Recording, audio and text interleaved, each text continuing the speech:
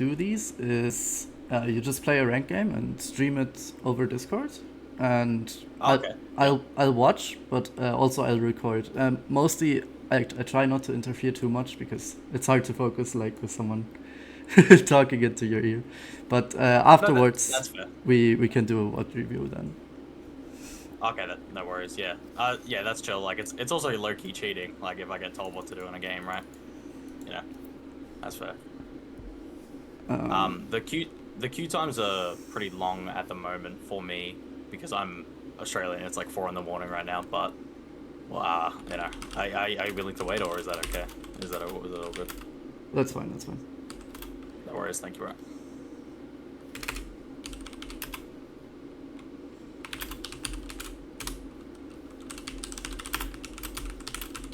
1 second, I have to drive to this guy who added me. All good, bro. Is he from the game? Yeah. It's some two crazy back-to-back keys there. I was like, damn. That was nice.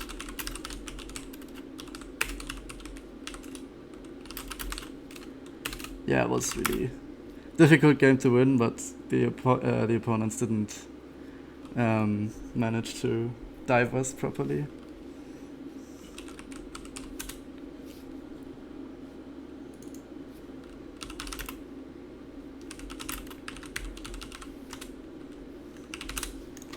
All right.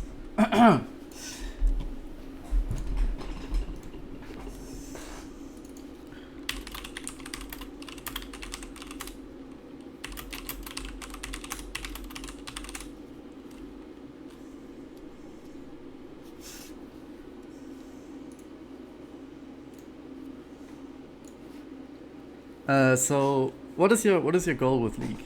Like, where do you want to get?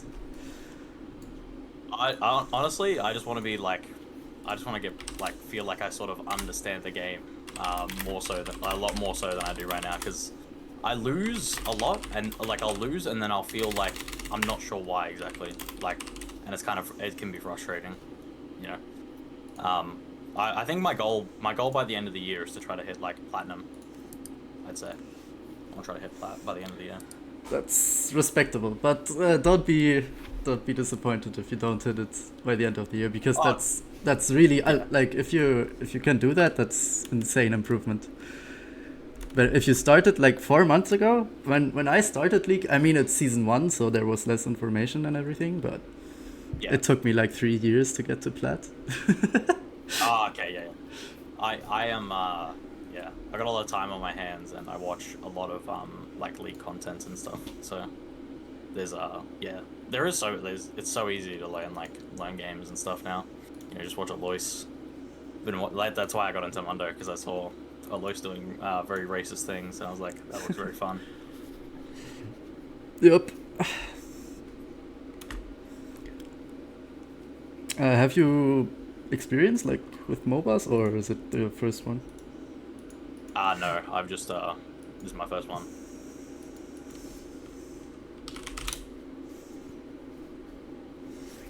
Okay, pretty good.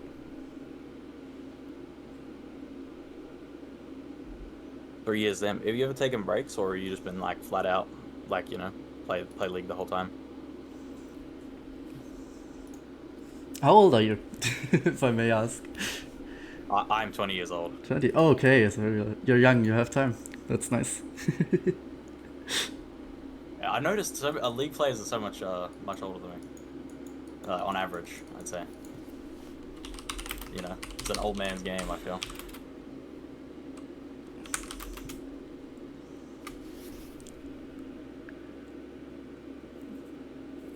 Okay, and you play Mundo and Fizz or anything else? It's like only those two I, champs.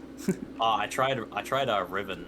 I tried Riven in quick play, like regular games today, and I just completely solo lost every game just about. It was pretty bad. Like, look at this, like just solo losing every game. Not very good. But yeah, I'm mostly playing this. Oh, there we go. That was quicker than I thought. But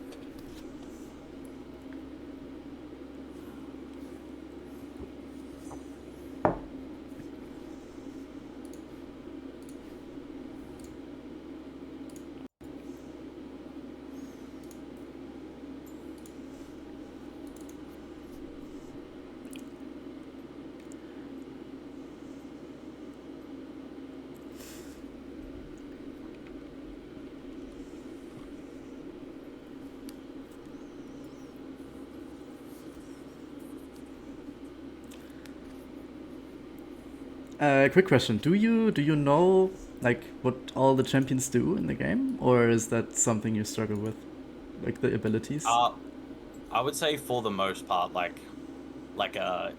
the most part, I'm fairly certain exactly what like I don't know interactions like buffering and like stuff like this for every champ, but if you would like give me a random champion, I could probably tell you what their abilities do. Okay, that's great because that's like the first thing I think in League that you need to learn. Like what do all Yeah, the champs do? For buffering, like quick tip, all the like basically every single ability in League of Legends that is a cast and not a channel, like yeah, not Fiddlesticks, not Melzar old, stuff like that, not Karthus, but all other abilities that are normal casts, you can just cast them when you're CC'd. Like if you start yeah, the millisecond before you're CC'd, then the ability won't be interrupted. yeah. Yeah, So there's some interactions I don't know on my main champs. Like the other day, I got polymorphed on Mundo while I had my passive, and I was like, "Cheese." It's like, there's no way that doesn't. How does that not take my passive? Like, come on. But yeah, like I know for the most part. okay, I actually didn't know that either. That It is. polymorph It's doesn't. really weird that it doesn't. It's really weird, eh? Strange. I guess it doesn't count as hard CC. It's more like a silence. Silence doesn't cleanse it as well. Yeah. Oh, please, please pick. Oh, Riven matchup. Okay, that's alright. I played this 2 or 3 times.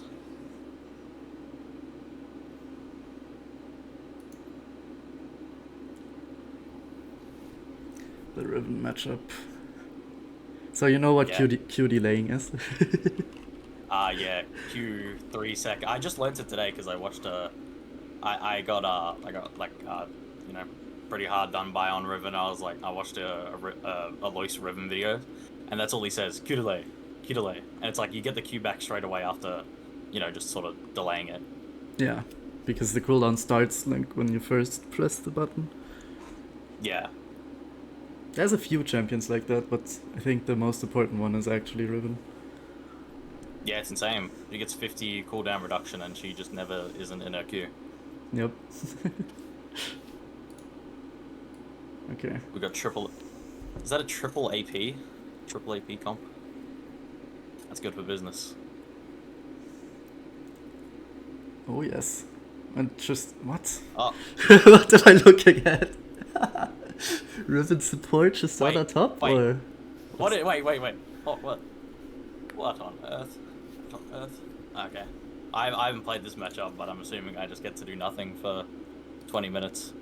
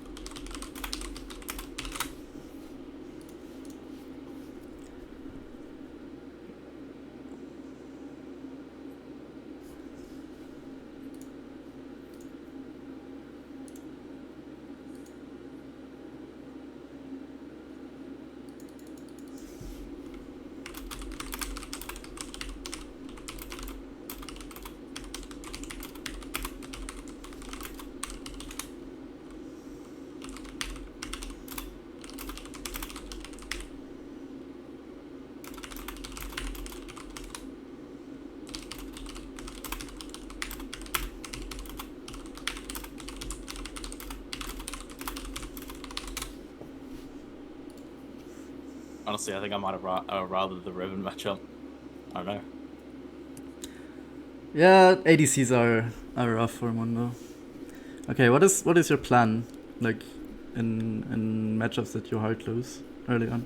Uh, with Tristana, I'm basically going to be at max Q range of the minion wave basically at all times, so that I'm able to. I'm basically just not able to get bullied out of lane, like be half health, and she's able to sort of just like run at me and stop me from CSing with my Okay. Q. Mate, this is crazy. Like your bronze and you already know like so much just because you watch Aloris probably. Yeah, pretty much. He honestly like my go. Yeah, he's really good.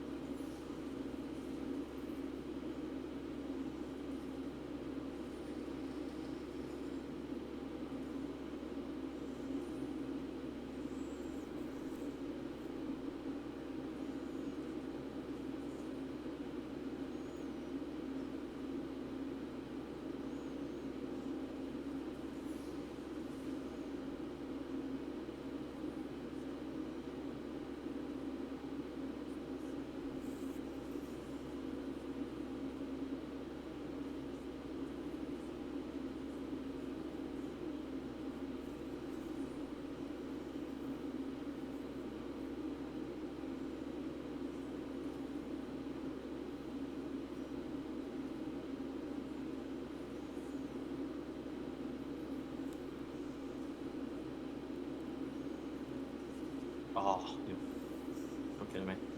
Damn it. It got blocked. You're getting ganked? There we go. Ah, it's probably worth it. Yeah.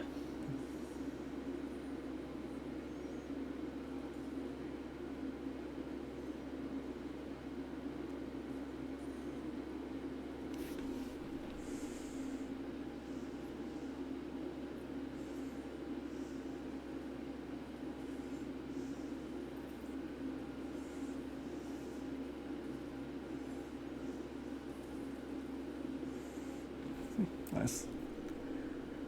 Worth.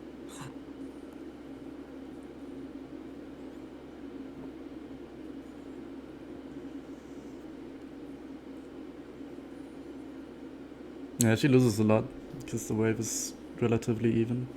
It's only a slow. Oh, never mind. Oh, you think? Fair enough. Yeah. You could have Nah. just denied these 4 minions, I think.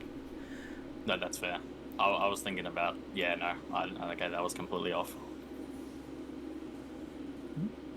I think you can fight her in the minion wave.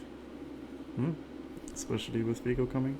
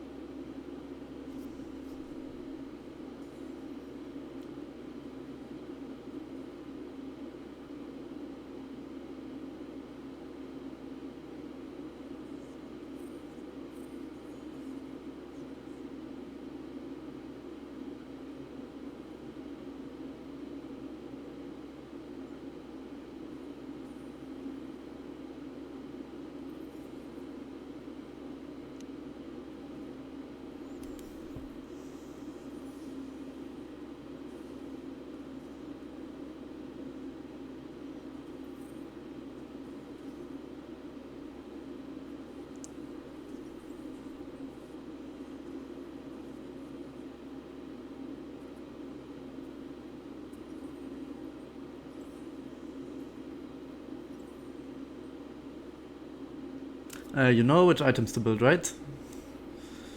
Yeah, I'm building Warmogs into Heartsteel.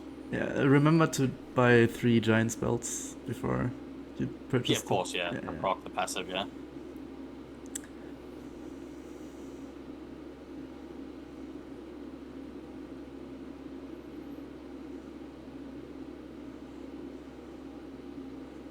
I don't think you have to be scared on this timer. Like, you can basically just run her down if she overextends.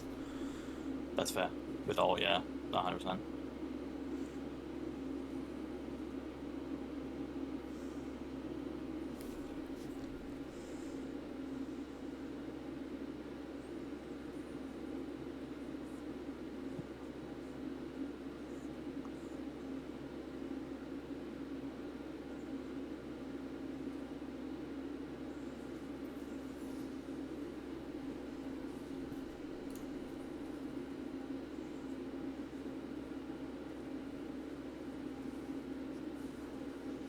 Oh, she gets that back that quickly?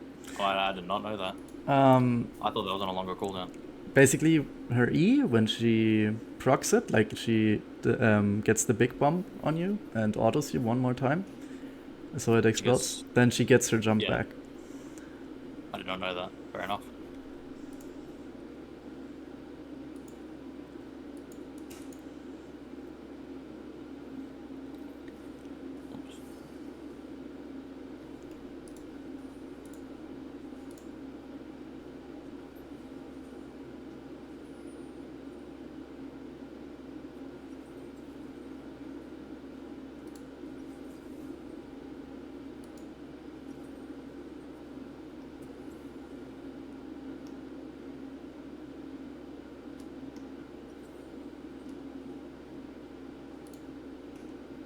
Probably definitely could have stayed for that wave, I think.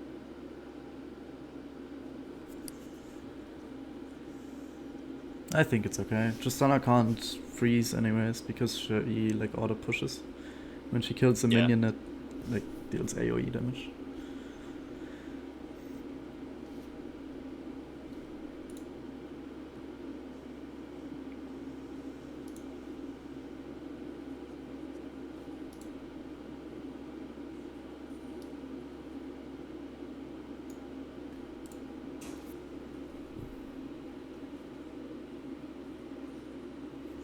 Yeah, like you see that mom? Like when it's like deep red, like she autos you Yep. 3 times, then if she autos you again, then she gets her jump back.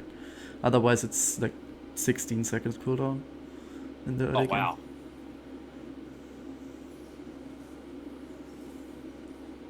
That gang's not gonna work.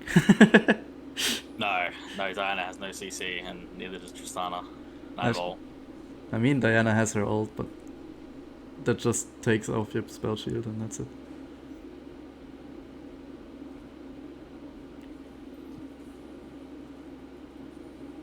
Oh, nice. Got the cannon. No glass shattering sound. No.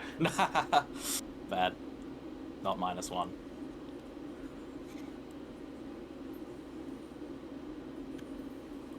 There.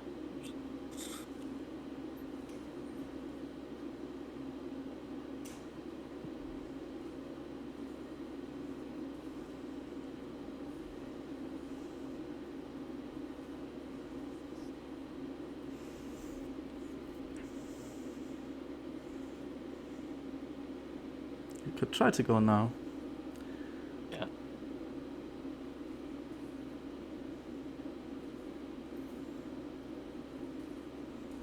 Okay, nice. Got her flash.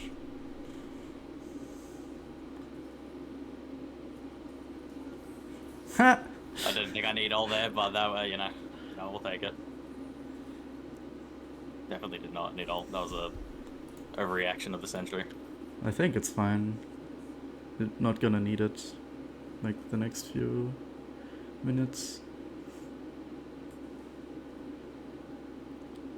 It happened. We agreed for a play. We treat ourselves here.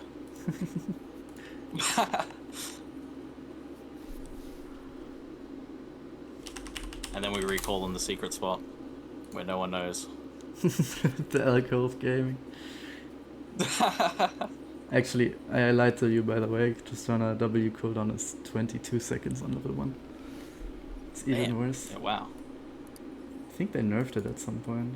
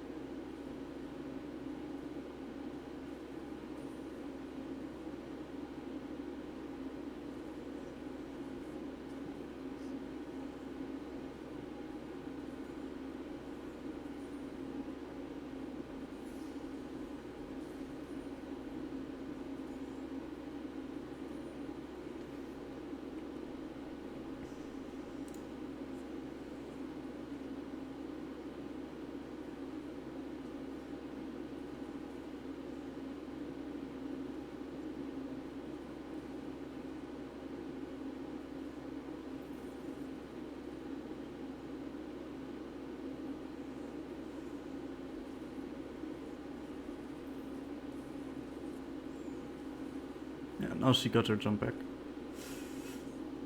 So she has it again. Yeah. Viego's still looking. Oh. I flashed on Go look her. at my map. Oh, that's... it's Yeah, okay, that's I guess. 100% my bad. I think it's okay. I don't think Viego lives that. Like, even if you're there, you only get, like, 1 cleaver. You should push, I think. Push, Yeah. push, push. Yes, sir. Said it. Yeah.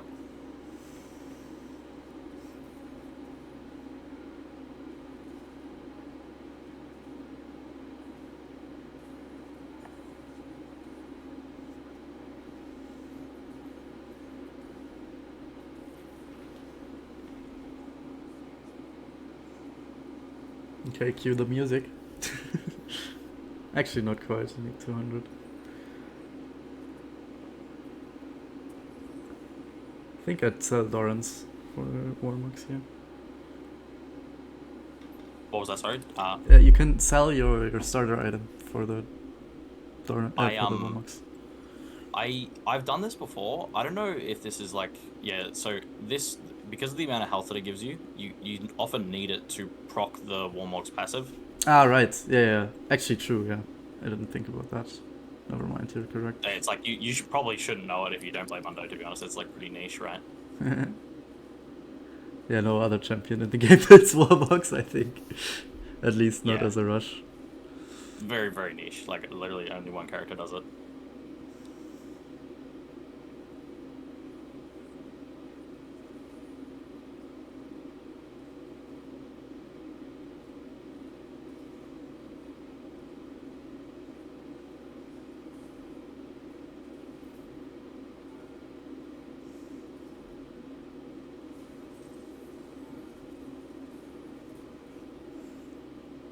That was played really well. I don't know. That doesn't look like a bronze game. I don't know. Ah, thank you, thank you. Like, you play much better. Like, your clicks are better as well than bronze.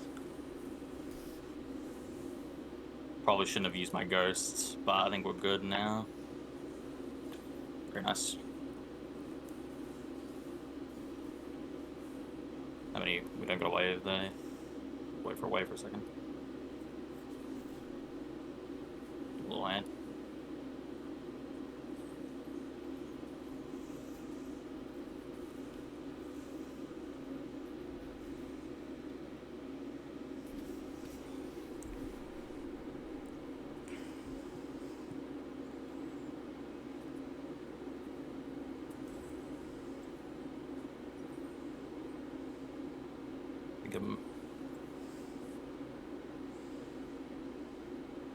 I don't even think it matters what boots I go in this game. Yeah. I'm not too sure. Yeah. They might just surrender really quickly. If they don't, though, then it might matter. I think Yeah. Merc treads are not ideal on Mundo most of the time. That's fair. That's okay. You'll still win against Tristana anyways.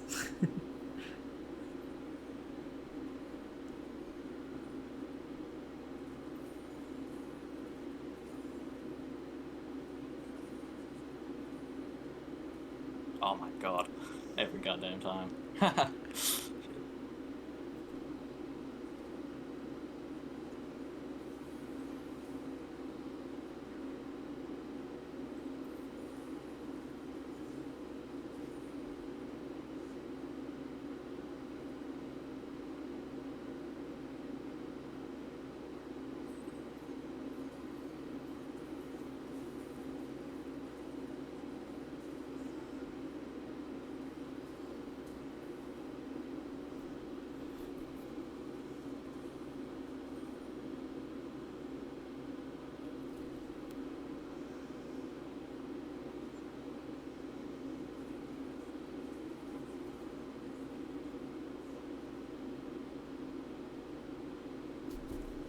Do the object permanence test.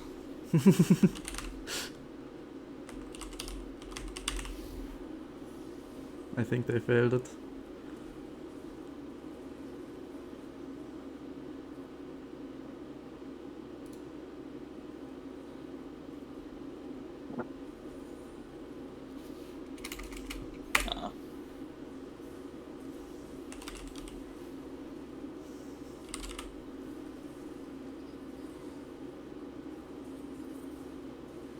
Fair enough. Almost. I overstayed my welcome. I mean, to be fair, they're losing like everything for this. You look at their base. Yeah, pull three, and then they get just Viego holding that. That's fair.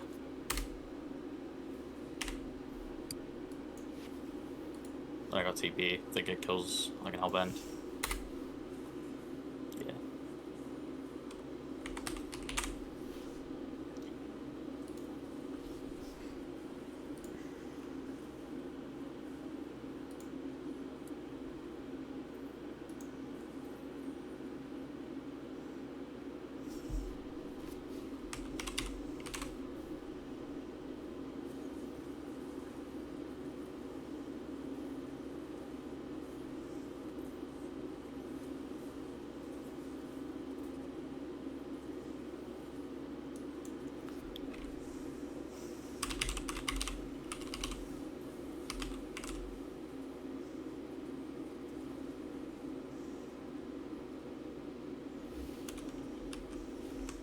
I think that might have been the easiest game I've ever played. That was insane. Yeah, I don't know. Maybe And like it we'll have to literally do just everything won. one more because there's not that much we can talk about, especially because macro wise there wasn't like Yeah, there wasn't the decisions laning to be phase made. was the laning phase was quite good. Like I think if you just lane like that every game, you will get to plat for sure. This split this year, whatever. Yep. Yeah, but I need to see like what do you do after laning phase, and it just didn't happen this game. I think it is my biggest weakness is like just like playing outside of lane is just like I often win lane as Mundo and Fizz, but then it's just outside of that I seem to just lose the game. But yeah. What server do you play on? I'm trying to look. This is OC Okay. servers. Okay. Yeah.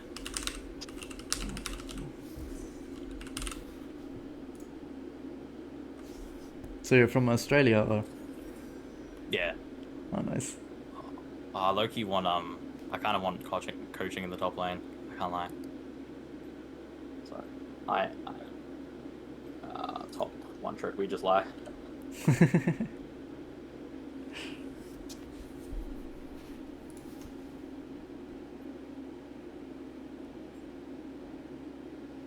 I am playing T-op. Don't care. Okay, I think you're gonna have to go mid. This is a dodge angle. I don't know. Yeah, we can play. You know what? He'll probably grief either way. Yeah. He's probably gonna grieve either way because your jungler's gonna pick Kane, and then he's mad that he doesn't get Kane. Yeah, if he says one more thing, I'll just dodge.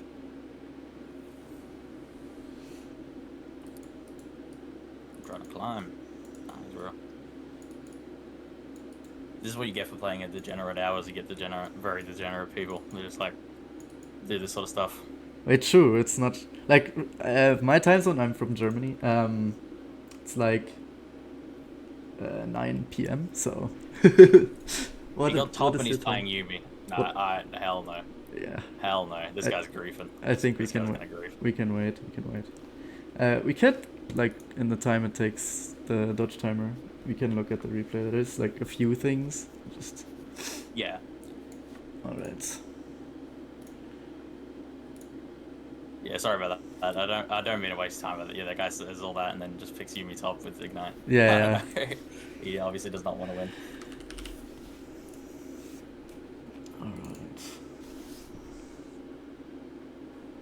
Alright. Can you see my screen? Yeah. Okay. Perfect.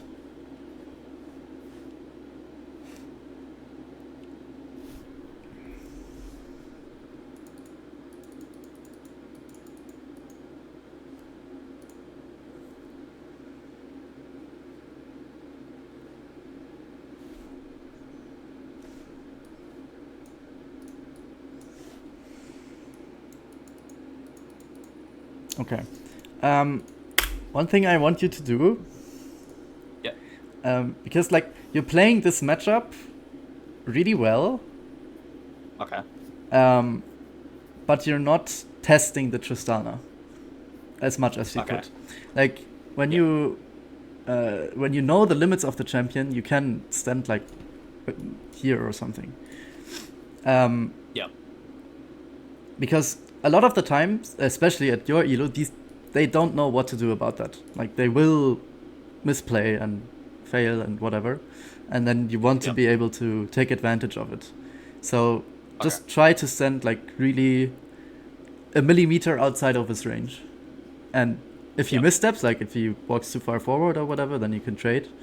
Like a general rule for melee champions, if you can close the gap to a range champion, you almost always win, because you have higher base stats. That's especially at level 1. So in general, if you play like any champion that doesn't instantly murder you if you walk up, then try to at least look if they misplay, because that way you don't have to like cleaver the minions. You could maybe just auto the first minion and then try to cleaver her and start the lane off like way more aggressive than you could if this Tristana was good. Yep. Try to look for advantages that way. Yep. All right. Other than that, like, if we assume that Tristana is good, then this is completely fine. Yep. Like, you can't really contest her that much. Now she has level 2 anyways. Let's speed this up a bit. Yeah, last hitting, you need to work on that a bit. Like, this was really good. I thought, okay, he got 11 out of the first 12. Like, that's... Yeah, that was a great sequence. That's one of my best sequences, for sure. That's really, really, really good. Like, I don't... Like, even in Diamond, people don't last it that well. But yeah, you kind of dropped the ball after that a little bit. Yeah, for sure. Yeah. It's just something... if you want to practice this, like, it's, I think, the most boring part of League. But if you want to really practice this, it's like the quickest thing to get good at. You just have to, like, sit in a custom game for, like, first 6 waves, just last it all the minions, and then you can even track your progress. Like, do that once a day or maybe twice a day. Just write down how many you got. First 6 waves should be 37 because there's 1 cannon wave. Okay. Yeah. That I don't know. That's the way I got good at last sitting. It took like 3 weeks or something, and then I think my average was 29 or something when I started, and after that it was 35. And then, like, if you miss 2 minutes, that's fine. Like, I think spending more time dedicated towards last hitting has, like, diminished returns. But in the beginning, that's the quickest way to get better. You can also just play a lot, then you will learn it.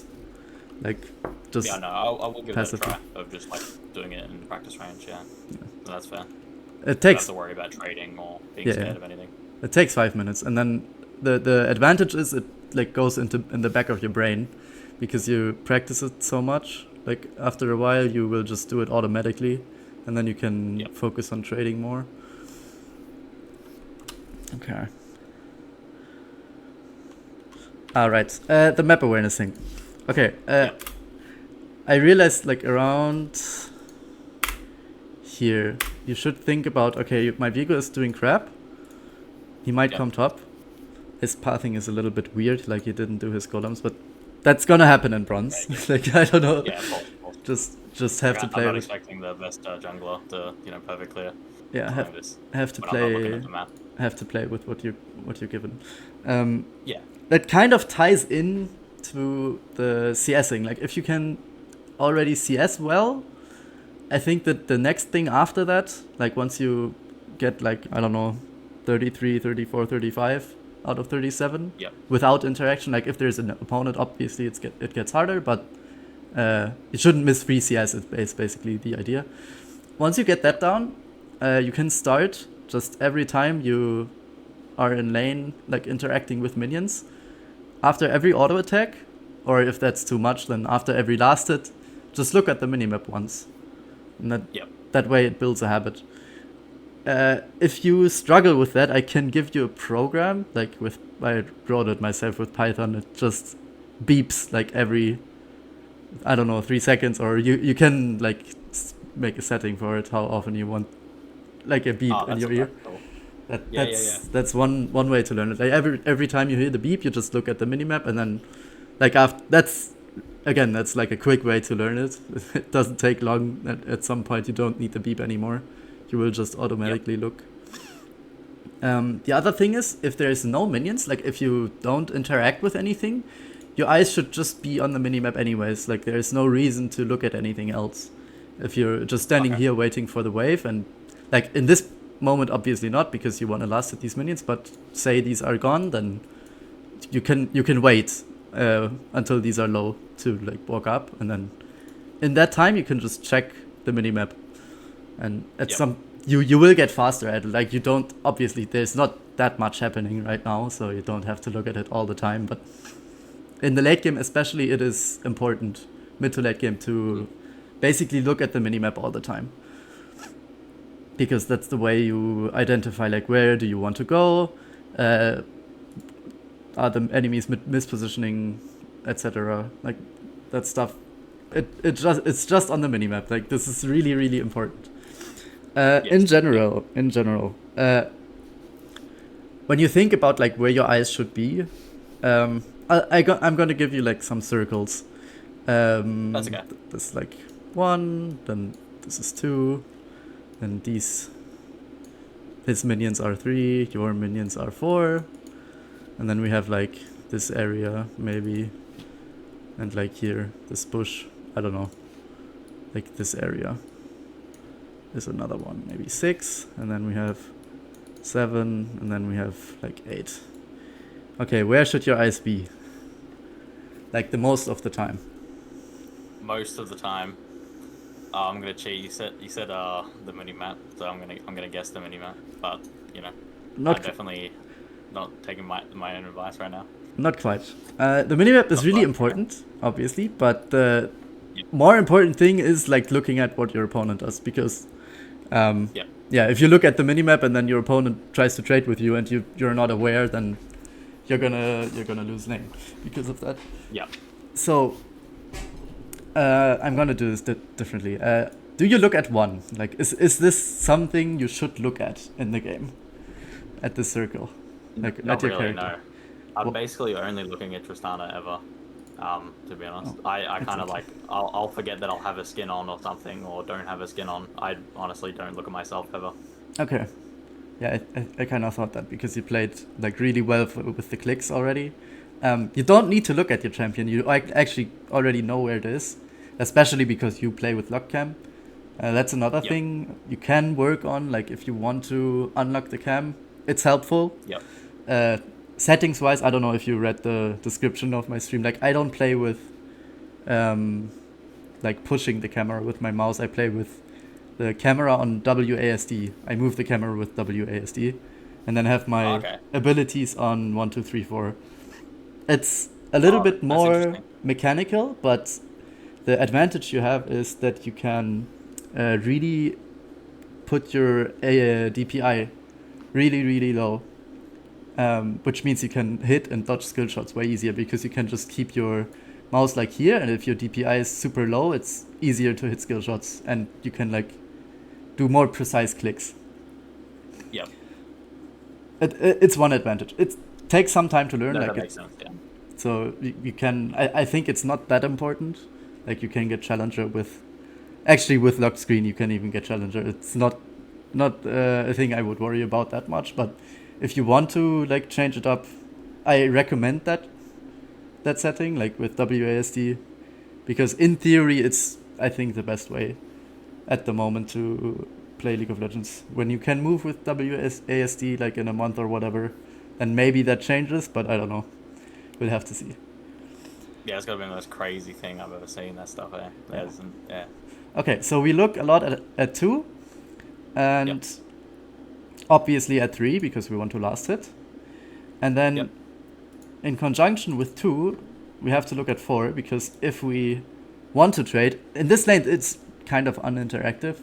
It's like that why we didn't really see a lot, but the best way to initiate a trade is to like predict what your opponent's gonna do, and the easiest way to do that is just look at your own minions, and like if that minion is that health, and you know, okay, in half a second Tristana is gonna auto that minion, and that's about the time it takes your Q to cast and connect. So yeah, that's like a free way to hit Q, obviously if she's standing here and not behind her minions, but it's just an example. Yeah. So looking at your own minions is really good to understand trading because it's not that difficult.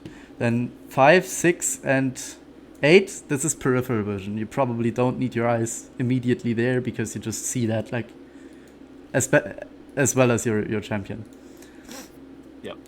Okay.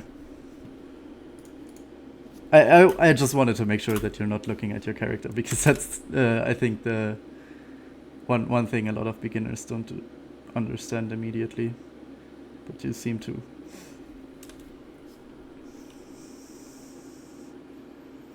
Okay. Yeah, this is fine. I don't think you can do more there.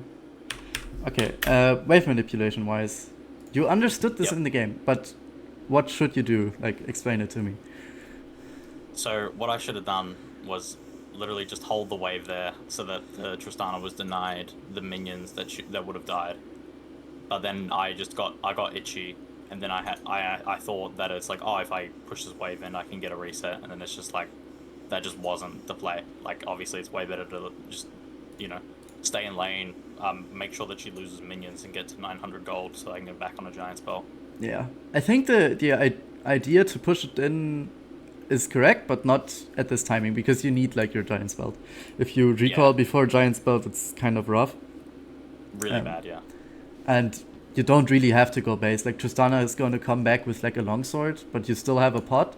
And if you just set up a slow push, if you just set up a slow push, last hit only these minions, and then the next wave will be big enough that Tristana cannot contest you. Like, if you have 2 minion waves in the early game, like level 4, it's basically like having an extra champion if you fight in the minion wave, because they deal so much damage. Okay. I mean, you already, like, it's kind of, you already answered it. Don't have to think about it too hard. Actually, wait, never mind. That's right there was a minimap issue. Yeah. It's not actually the minimap is not even what I'm worried about. The thing is, I'm relatively certain that you win this. Do you think? Fight. Okay, I am level 5. That does make sense that I got a pot. Yeah, you're gonna get your W up, and you're fighting in like all of these minions. Okay. Yeah, she is fighting in so many minions. Yeah, that is true. Okay. Yeah. It's especially because Viego was there, right, as well. Yeah. And then I don't go back for the cannon. Wow, that's so hard to watch. That is so hard to watch. Wow. Yeah. You could have pushed more. I mean, it's kind of close. Like, maybe she kills you because she has lethal tempo. Actually, I think if she plays it properly, she maybe kills you if you're just 1v1. But yeah, obviously, but the fact that she was there in the first place, she probably isn't going to play it properly, right? She's probably going to make a mistake. Yeah, jumping in there is interesting, for sure. Yeah. Okay. For sure. Here you just like waddled around a little bit, but you could have just reset. You could have just went base because you have your giant spell. That is fair. And you don't even have to use TP because Tristana wait, let's check how much time we would have gained. Okay.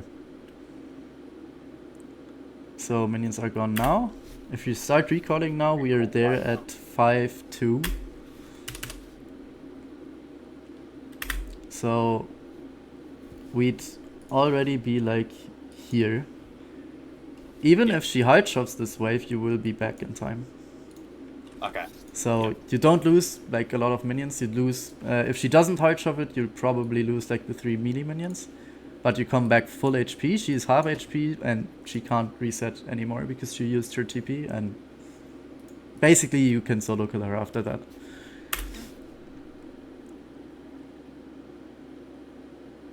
But yeah, I definitely see that I have just been playing to not win lane because it's like when you're pointing it out, it's like so true that it's like, you know, I could have gotten such a good reset, kept her like in jail and lane.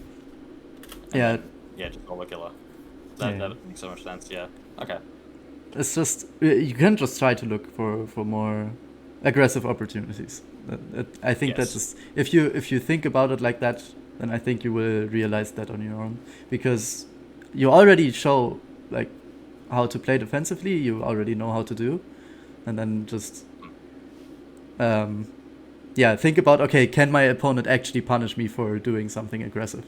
And if the answer is no, then or if the answer is you don't know, then absolutely do it, because you're gonna learn that way. Okay, yeah. Okay. Then I missed the cannon because I was looking to make sure that I could go help my jungler with the Diana before the Tristana could. Yeah, that is it's the 6. That was just a bad decision. It's the 6, it's not the jungle, but it's fine. Yeah, it's okay. Alright. Yeah, that was the point where you learned about Tristana W coming back. Yeah. But it's okay. Yeah, Like even losing a summoner like that, it's not that bad because you push her out of lane that way. Like she has, I don't know, 400 she can't HP. play, yeah. Yeah, it's okay to use your summoners aggressively sometimes. Okay. Then yeah, we can recall here. It's a bit rough because we lose quite a bit of farm because we didn't push it in. I think you could have stayed for one more wave. Yeah. Okay. Do you happen to know how long, like, because I haven't timed it. Do you happen to know how long it takes exactly to recall and walk back to lane? It takes 8 seconds to recall, and then you can time it with the minions, right? You're a little bit faster than the minions when you have home guard. Yep. So minions take like 21 seconds to get here. Okay. Yep. So it's about a 30-second-ish, just under 30 seconds. Okay. I mean, you can see it on the minimap, right? Like the minion wave spawns every 30 seconds. Actually, it's more like 25. Okay. In the late game, it becomes a bit quicker because actually, no, never mind. In the early game, it's quicker. Like in the late game, it becomes a little bit slower because the minions on the side wave until minute 14, they are a little bit quicker, so they arrive in the middle of the lane at the same time as mid lane. I did not know that. That is interesting. It's not that important. It's they tried to stop just lane swaps that way, but it didn't happen. It's still lane swaps in pro play. So yeah, if you just look at the mini wave, you will know about as quick as the minions. You take like 20 seconds. So if you add the recall to that, it's 8 seconds and probably like 2-3 seconds to find a spot where to recall, because obviously you can't just go base here. Like if the enemy sees you, then they will stop your recall, usually. Yep.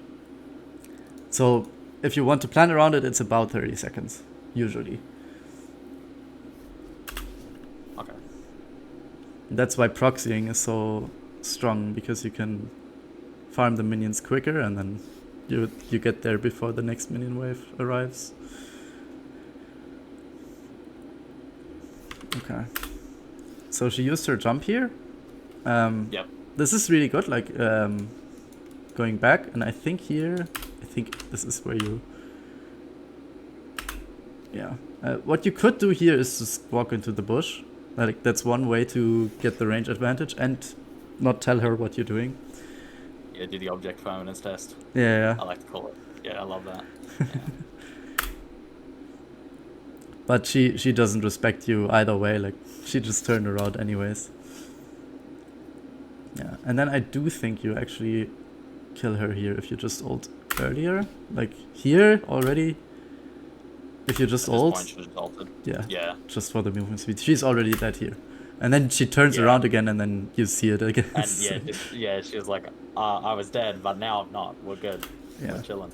No, that's fair. She had W at that point, by the way, but she couldn't cast it because it takes so long to cast that you just get in range and auto her anyways. Okay. That is not the reason I popped ult. I was just like, that was just like really bad. Rest in peace, Cannon winning. Yeah. Actually, one thing I forgot. We were talking about something else here. Yep. Okay, we see Diana here. She's coming to gang, and then Diego is like cutting her off. So if you just walked with her, like after her, she's just dead. Yeah. Okay. Yeah. It's probably a map awareness thing. Like you didn't realize that Diego was there. I definitely should have, because I love grubs, and I'm all for when my jungler tries to get grubs. But I should be paying attention to that. Yeah, it's the basic idea. I think you already play like that a lot of the times. I'm not exactly sure if you thought about it like ever, but intuitively you do it correctly sometimes. The way to catch opponents obviously is not to run like straight after them, but to cut them off. Like if your Viego is ganking, say from here, what he should Yeah. do is not directly run like this, because obviously then Tristana's gonna run away. What he should do is just walk here and then come from behind her, because that's the way Tristana has to go to live. Like if she goes any other way, she will just die. Yeah. And Oh, sorry. Yeah. Sorry. and if you have that in mind, then you know that Diana has to like walk through the Viego to be safe if you chase her. And Yep. yeah, then you know that I was- this I should was be thinking the Viego, yeah. this should be a kill. What did you want to say? I was just gonna say I had a moment of greatness on my one good ruin match where I called it a sneaky maneuver where I just walk into my own bush. I was versus a Kale, so it was very nice to kill her. I walked through my bush and then walked all the way through the cove and then behind her and just killed her. Yeah, you I can love do that a lot of the time. Like if you, especially in the mid to late game, people are not expecting you to still trap. Like in the laning phase, people are a little bit better at thinking about these things. But if you're just catching a side wave and you realize, oh, there's like a Lux or something, someone that if you get on them, you kill them, but it's hard to close the gap in the first place, then Yep. just walk here and then maybe in the alcove and wait like until she appears, because she will appear at some point, and then just cut her off. Yeah. That's actually another thing. I kind of like to do these things when there's something happening in the game that like makes the point clear, but I think you understand it regardless. If there's a fight, the best way to know if the fight is good or not is thinking about what the opponent can do in response to the fight. Because if you think in the enemy's shoes, if there's a fight happening and all they have to do to not lose the fight is walk out, then it's not a good fight for you. Because Yep. if the opponent doesn't walk out, that means they know something you don't. They have an advantage at somewhere. Or they're just bad, Yeah. but we don't want to play thinking our opponent is bad, because that will work until like probably Diamond, probably Masters even. But at some point Yeah. you will hit a wall if you play like that. I have some people in my friend list that they are really good at stumping like bad players, but once they face resistance, they will fold and they don't know what to do. And yeah, so if there's a fight, like that's the way you identify fights. In laning phase, this is obvious. Like you can't just walk straight at Tristana and win the fight, because she can just walk away. But in mid to late game team fights, people forget that for some reason. I don't know why. Like it's more hard to keep that in mind, I guess, when there's 5 players. But the concept should Yeah. still be the same. If the fight happens on the opponent's terms, then it's not a good fight usually. Yeah, I find myself like just staying in team fights for way longer than I should when the opponents can just walk out. Yeah. Actually, there is one moment in this game where you ignore that idea. Slater. I think you caught it in the game though. Like Yeah. you knew when that was happening. Okay.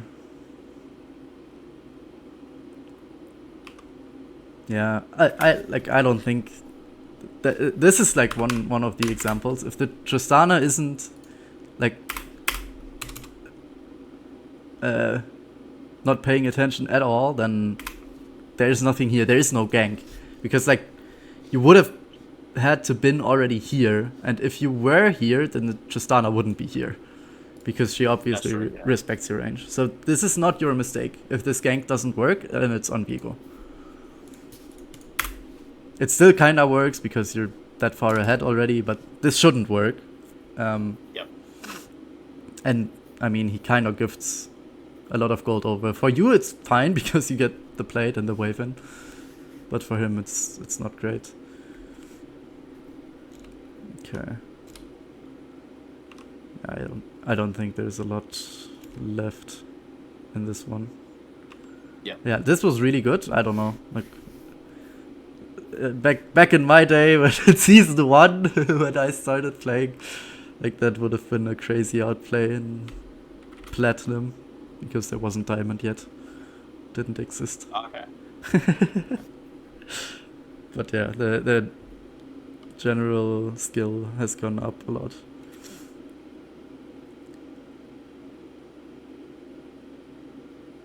Okay. Actually, one thing, it's minor because in this game it doesn't matter. But Yeah, in this game, yeah. this is the point where a lot of people like struggle with what to do. You're a split pusher at this point, right? You don't really want to team fight. In theory, in practice, it doesn't matter because your team is that far ahead. But let's say the opponents are a little bit stronger and they like can team fight somewhat. And ideally, you don't want to team fight yet because you're not super strong. Like you have Warmox, but to be like really strong, you need like Heartsteel and Titanic Hydra probably, and then you just win in team fights. Until then, you're just a meat shield. Like you don't really deal a lot of damage. So what you want to do is maximize your own resources. That's like what Alois will tell you all the time as well. And if we look at the map, we see... What do we see, actually, if we look at the map? I'll ask you. Well, I see that Herald is up. My team is pushing with a wave into mid. Okay. And Vex is bot currently. Okay, perfect. So I think, yeah, they're looking to take tier 2 mid. Yeah, they're looking to take tier 2 mid. If this doesn't work, they will probably go to Herald. Yep. Either way, this is the neutral objective that's up at the moment. With Atakan and Rift Herald and Grubs, it's like... With Grubs, not always, because there's Dragon 2, but after Grubs are taken, there's almost always only one neutral objective on the map. Like either Dragon or Atakan or Baron or Herald or whatever. Yep.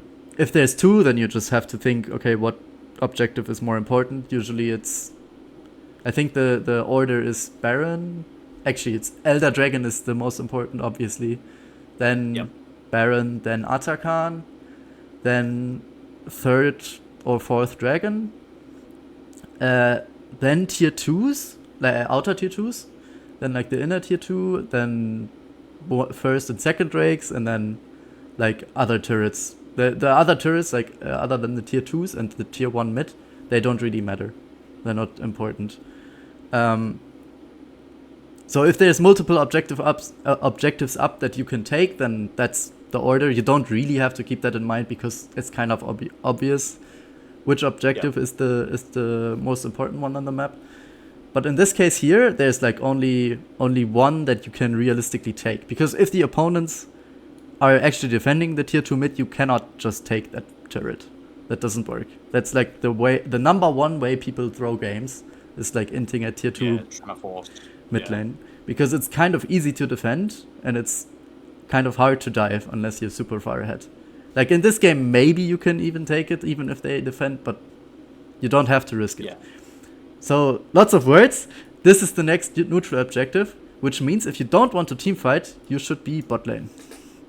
Because you want to be on the other side of the map creating pressure. So if you draw one person, then perfect. Your team has a 4v4. And since they're ahead, they will always win that. If they don't, you can flame them if you want, but I don't recommend it. I never flame. Never. There's literally no point. Yeah. But we want to play like, okay, they are ahead. They're 4v4. They're gonna win that. So if you win the 1v1, then perfect. You can pressure bot lane and like get the tier 2 over time. Or if the opponent is like Vex, they will probably be able to clear the minions before you get to the turret. Then you can just walk in the jungle and take camps, because the Vex can never like chase you in the jungle. Then you can just turn around and kill her probably.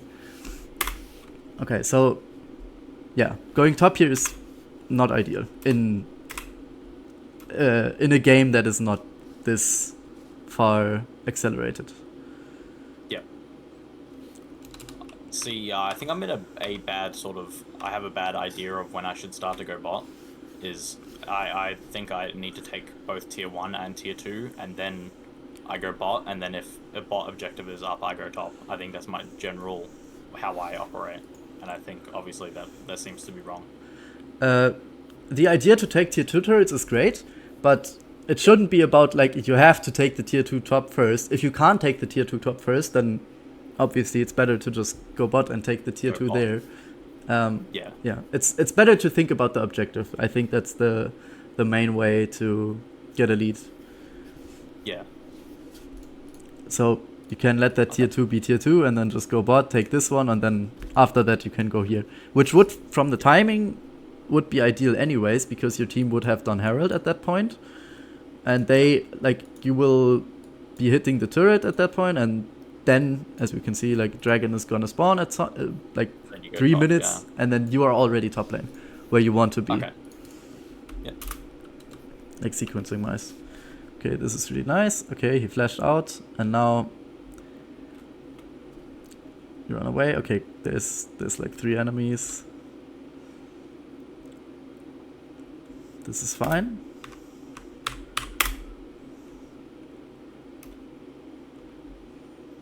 Okay. This is the moment, I think, where you have to realize, okay, I'm not gonna catch this guy. Before that, it's fine, because if he fails his ult or something and ults you into the wall, then you don't get pushed away too far. Then you can maybe kill her. But this is exactly the moment where you have to realize that you have to run away. There's nothing here. Right now, yeah. Okay, that's fair.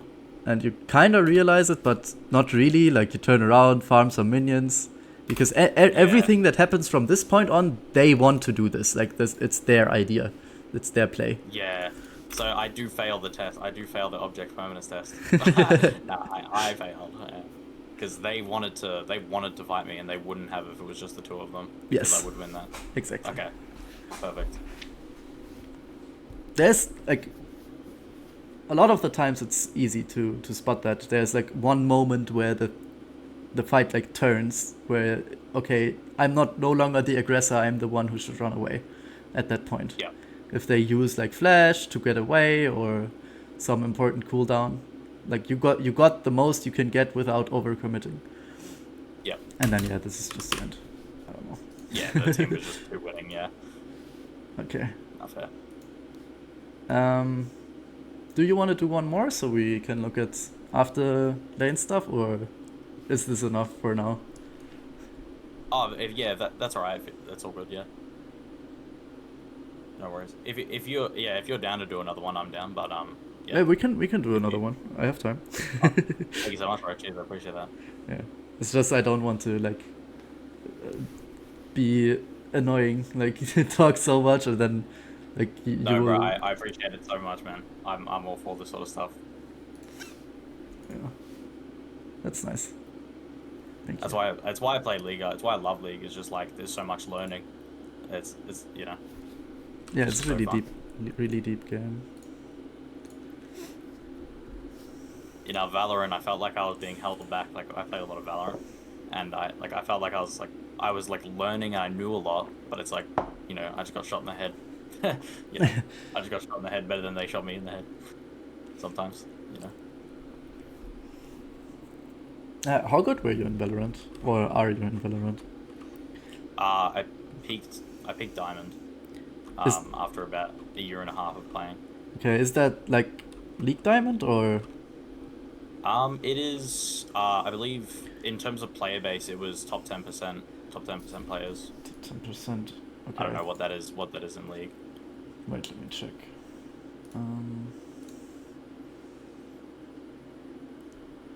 Oh, it's actually hard to check. I don't know. It should be a little bit. I think it's Emerald in League, but that's still quite good, I think. And my sister played CS:GO like when we were kids, and she told me at some point that it's kind of the same as League. Like, she also played League, where yes, you need mechanics, but the biggest gap like between a good and a bad player is just knowledge. Strategy, yeah. Because at some point, like, if you know where the enemy is gonna be, then it's not hard to aim, right? Yeah, not for sure. Yeah, but in the end, of course, there is a little bit of mechanical stuff in League as well. It depends a bit on the champ. Like, if you play Fizz and Mundo, you're gonna be fine, I think, even if you don't want the mechanical side too much. Yeah, I'm just, I don't know what it is, man. I'm just mechanically slow. I'm just not that good. Not that good at that type of thing. It's just repetition, really. Like Yeah. I don't think, like, unless you have some type of disability or something like that, then I don't think Yeah. there's a big difference, like Mm. genetically or whatever. It's just the knowledge gap, and then just practice. If you Yeah. play it No, I a lot. for Valorant, it was 100% me just not being committed to putting in like the aim, like the hours I needed into my aim. Um, because yeah, it just takes time at that point. Like it's like every other game where you get to a certain point where you can't just get better at like just purely by playing at a good rate. You have Yeah, to like actually practice outside of just playing the game. yeah. And yeah, it just took a lot. Couldn't commit to playing the same aim labs routine for half an hour every day. Yeah, okay. I mean, Not when like it not becomes that I couldn't. I tedious, just yeah, yeah, there's just didn't something. want enough, I guess. Yeah, in League, I mean, I don't know. It's probably kind of the same. Like, if you want to do this minion drill, whatever, it just helps you become better more quick. Like, you can still learn the same things by just playing the game. It just takes more time. Yeah, yeah. I know. I definitely will do that. I'll just listen to music and jam it out. I think because it does make a huge difference, right? Like you just get better backs. You know, you can get solo kills more often because you're stronger. Yep. I think did you watch the whole Lux game, or did you come like in the middle? I came towards the end. Okay. Because the laning phase, like, I didn't really do anything. Like, I didn't interact with Zoe at all. It was like 0-0 or something. I think she even killed me, but she died for it. It was like a gank situation. But other than that, like, nothing really happened. We didn't trade a lot. There wasn't a lot of ganks. And in Yeah, the end, in the end of the laning phase, I was just ahead like 20-30 CS. Just because I last hit better. Like, it's nothing. I didn't outplay her or anything. It's just like I lasted the minions and she didn't at some point, and then I randomly have like 800 gold more than her just because of yeah, that. That's like 2.5 kills. So if you can do that, it's the easiest way to get an advantage over people a lot of the time. It's kind of boring though. Like, the fun part of League is obviously interacting with your opponent. no. I think I've sort of cheated myself out of like learning by playing Mundo because I do just play like overly safe. Like you notice, like I'm way out of Tristana's auto range, and I didn't even think about that during the game. I'm just thinking like, as long as I survive, is like survive, I win. Yeah, Which is like kind of not. I think it's not good for learning. I don't know. yeah, I've seen that a lot. It's okay, but it will slow you down a lot. If it will be okay, like better in the short term, like your win rate will be higher because you're not Yeah, gonna like int, but you're not gonna yeah, learn when it's good to play more aggressively. So if you want to learn like trading, then if you see a situation where you're not sure, just go for it. yeah. And after No, that, you'll know. yeah, for sure, right? Yeah, Yeah, that's why that's that's the thing on Riven is like I don't even know how to play the game, bro. Like I don't even know. I have no clue. Yeah, I think top lane is the best lane for that because in top lane you are gonna know what you can do and what not. Because if you're doing a mistake, like 90% of the time you're just gonna die for it. In mid lane, Yeah, it's a little bit more difficult, but if you play Fizz, it's fine because he's also a melee champion. Like, if you misstep, you will die for it. But if you just play yeah, but something like Lux or Anivia, where you just wave clear all the time, like, if you're gonna make a misplay, you're not gonna notice it until like Diamond or something, where people are really starting to punish it. And then bot lane is yeah, even worse because you don't even know what is the right play. If you're like, you have 3 people that don't know what they're doing in your lane, and then yourself yeah, as well. So how do you even know what is correct and what isn't? And jungle is even worse because you have to take into account like all of the other lanes. In theory, actually in practice it's okay. Like, the jungle is easier than you think in the beginning because all you have to do is just practice your clear like 1-2 times, and then you will just have like 30 seconds advantage over your opponent because they can't clear quickly. fast as you, yeah. Okay. Well, we got a Warwick jungle. Thank God I don't have to play versus that champion if he picks it. Yeah, it's a menacing champion. Ah, Well, we'll pick Mundo first, and hopefully I get a tough matchup. So there's learning lessons. tough matchup, fine, but ideally you don't want like something like Udyr, because there is matchups that are just so like your opponent can be like a monkey, drooling monkey, and they will still win because like all they have to do is right click you. Like Udyr is Yeah. one of those, or Trundle probably, where they just if they just auto trade the whole time, like they don't even have to dodge abilities or anything. But I think Wukong is fine. Wukong should be good. Yeah, I don't think I have versed this top, Okay. but we'll see. Quickly, what are Wukong's abilities? He has a He has an empowered auto that I think steals your AD, if I'm not mistaken. It doesn't steal your AD, but it's Does it give you more? I swear it is like. Sorry, yeah, sorry. okay. His Q is the empowered auto. It's an auto attack reset. That means like if you autos, it's like your E basically. If you autos, you can immediately Q and then have his auto attack be quicker than it usually would. It also gives more range, and it reduces your armor a little bit. Yep. That's his Q. Okay. Other So abilities? He has a like, is it his passive or a active ability that increases his resistances? That's his passive. And yeah, his passive, and then he clones, and then his ult is a spin that knocks you up, and I don't know the last ability. Okay, his W is the clone. Yep. Where he just dashes forward. It's not that far. It's like, I would say 1.5 Riven E's from distance. Becomes invisible while doing it, and spawns the clone. The clone autos if you're standing like close to it, and he autos. And he's gonna mirror Q as well. Like if the clone is gonna Q you if Wukong Qs you, and it's gonna not deal the same damage, but still some damage. So you do not want to trade with Wukong while his clone is standing beside you. Okay, his clone has 20-second cooldown, level 1. His Q is reasonably quick. It's like 8 seconds. I think it's the one you max first. So it goes down to 6. And he gets Q back quicker when he auto attacks, yeah, as well. Yeah. Actually, when he damages his enemy, not even auto attack, like ult and E work also. His last basic ability is his E, where he just dashes on a target, like point and click, and he gets attack speed after it. Okay. Yep. Oh, that's right. He jumps on you. It's like Jack's ability. Yeah, and he can he can cast his Q during the dash as well.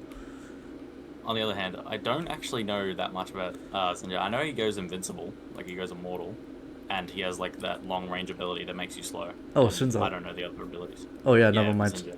I'm yapping. Not even playing against Wukong. Okay, and yeah, his ult would be the knock-up. Shinzao has... Okay, his Q is just also an auto attack reset, but it is for 3 auto attacks. Like he can do auto and then auto reset with Q, and then he has 3 auto attacks that deal more damage, and the last one is a knock-up. You will hear it, like it makes a sound when he activates this.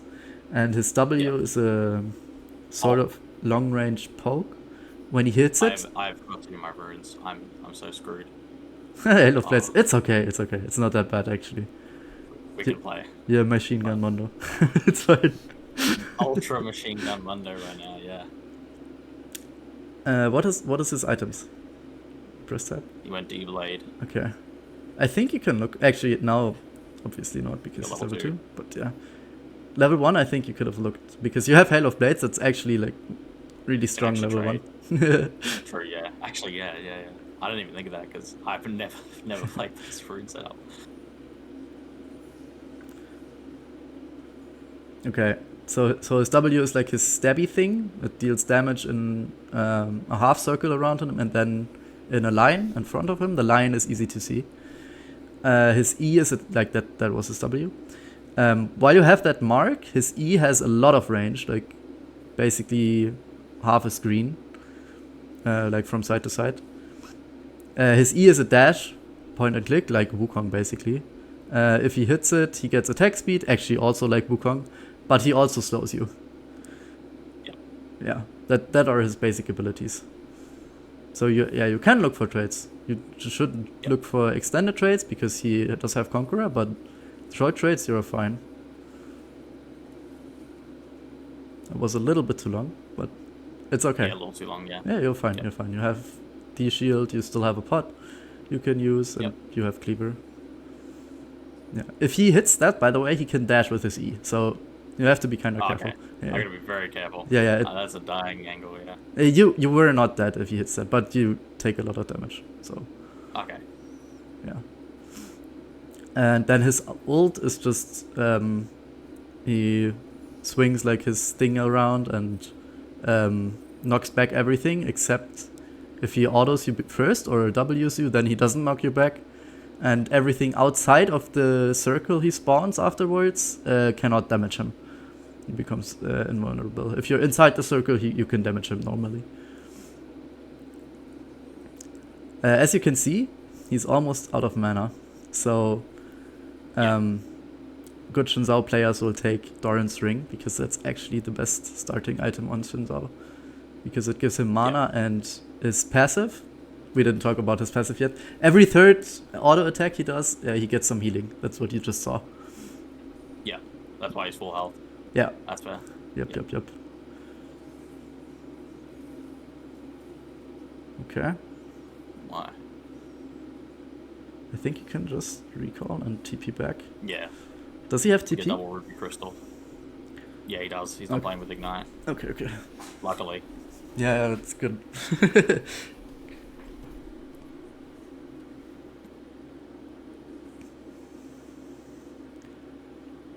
You're not that far behind. It's fine. He doesn't have to use his TP, but if you play the wave properly, that shouldn't matter too much.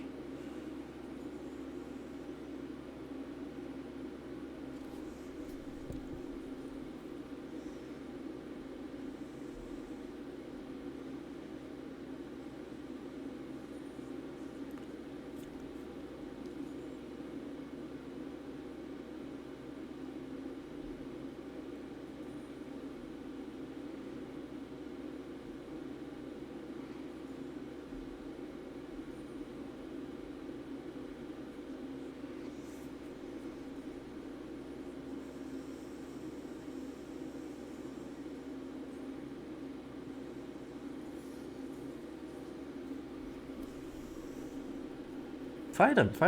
You're level 6. Yeah, I was thinking go. I was thinking that, yeah.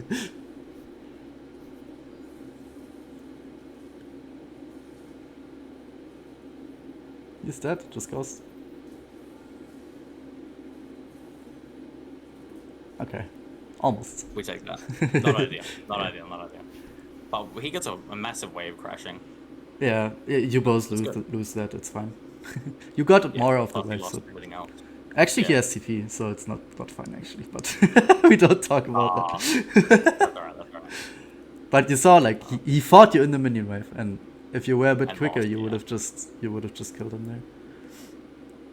I was thinking that I needed to hit my my Q. But that's the thing is, like, because I thought that he wouldn't fight me, but he obviously was very willing. Yeah. And I got it. I think I respect too much, like way too much. It's just if you have an advantage, you don't need to respect. Like, if you can be further up, and if they make a misstep, then you can punish it. Yeah. But even if you have an advantage, you play really far back. That's the problem. Yeah. Okay. Yeah. For example, here you don't have an advantage, so it's okay to just back off. Why do you not have an advantage? And don't say items, because let's say it's even items. I'm one level down. And exactly. He's got a huge wave. Yes, those two reasons basically. Yep.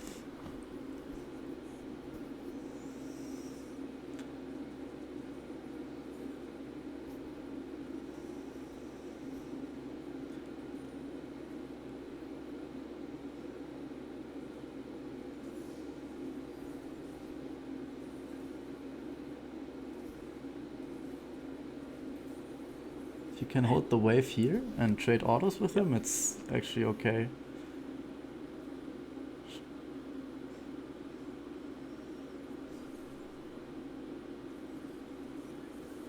No! Press R. You had ult. Oh, It just came up. that's so bad. That is Yeah. so bad. It just came up. Yeah, no one. Yeah. Wasn't looking. Damn.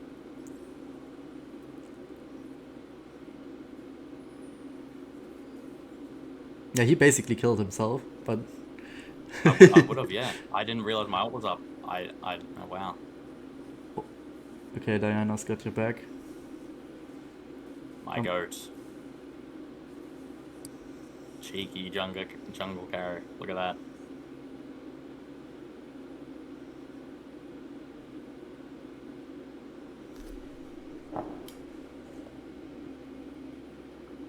Okay, now he doesn't have TP, so I think you should hard push.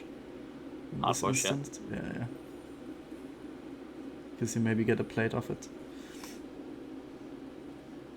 And at this point, it's more about you getting gold, since you're behind. It's nice to deny him some farm, but it's better if you get gold. Like, if you both get gold, it's better for you. Yeah.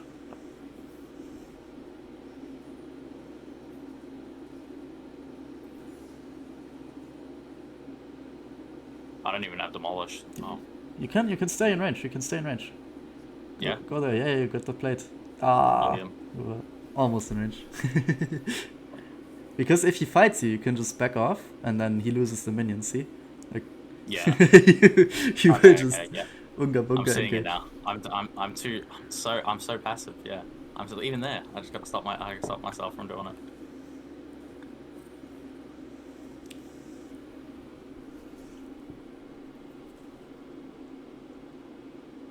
Yeah, I think at this point you ideally don't want to trade a lot because he has Spam Scepter. Like at this moment, he out sustains you. Yep.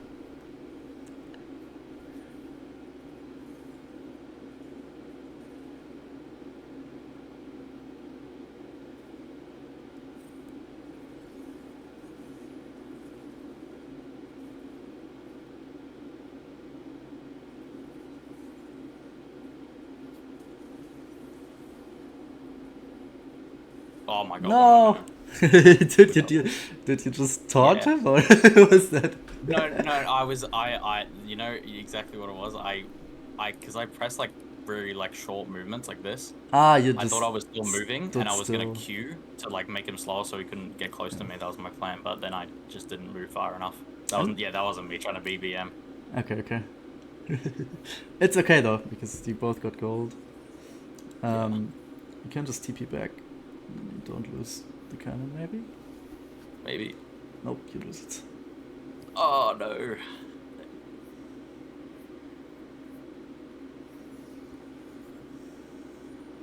And yeah, here it's right to slow push because you're not gonna get the wave in time before he is there. Yep. He rushes Ravenous Hydra, I think. That's what his items suggest. That means he will automatically push the wave back towards you.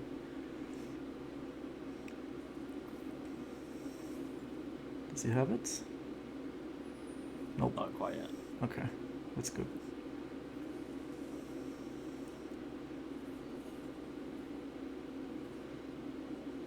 The wave is already pushing back to you at this point. Like, you can chill.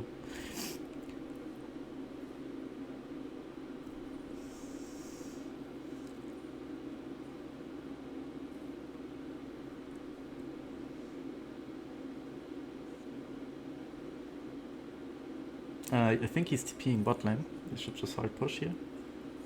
Yep. Hello? Do you hear me?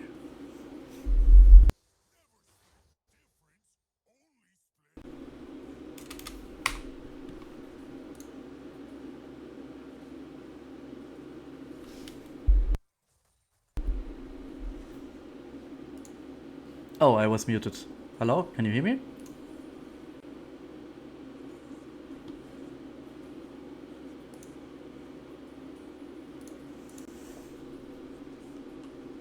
Okay, you can hear me. I don't know, something is wrong with Discord. Yeah, I told you to hard push because he TP'd bot. But you already did it, it's fine.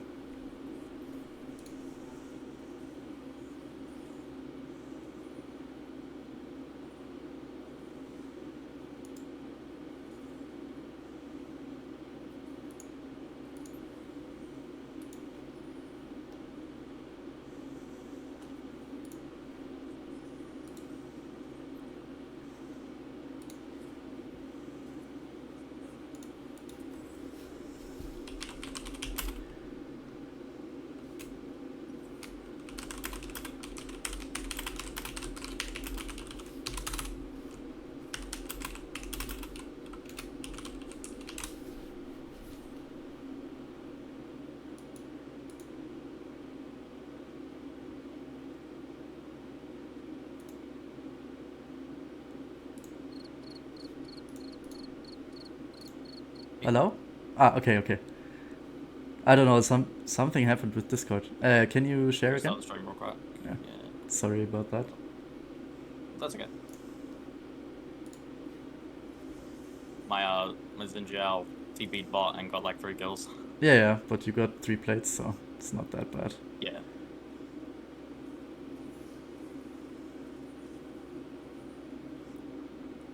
Can you press tab? Yep. Okay, he went Went Eclipse. Even though he had that, the vampiric. I don't know where he is, so I'm just gonna push this in. There's in river. There he is. Yeah, I think you can look for short trades. And then Yeah. just heal back up with Warmox.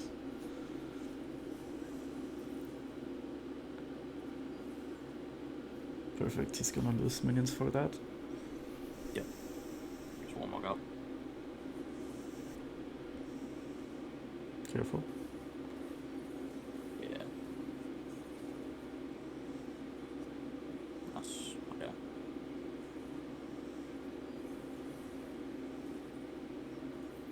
You're baiting him, that's good.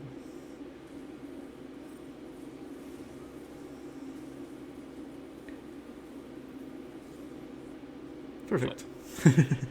Now you get the turret. Yep.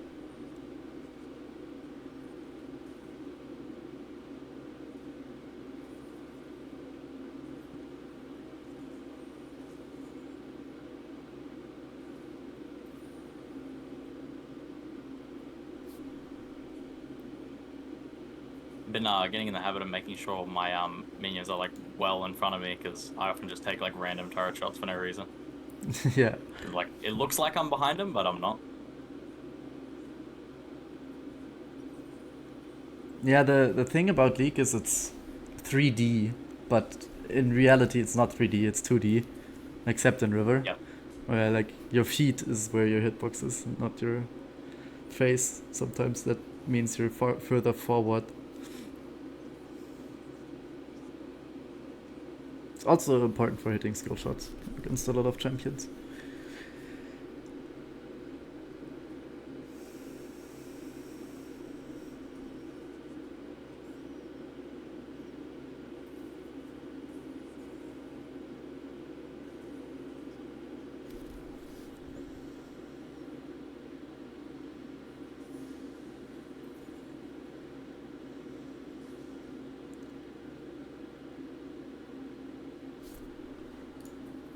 Okay.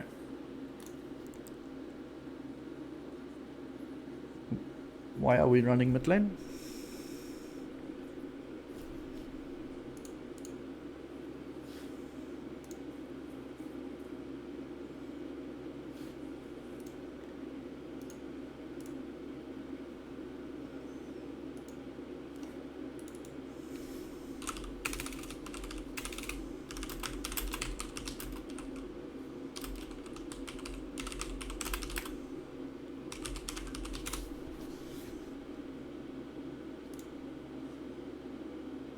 Hello?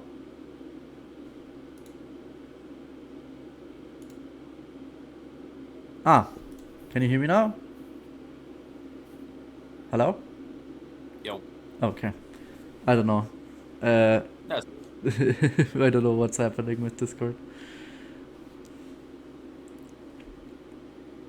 I'll stream up in a second.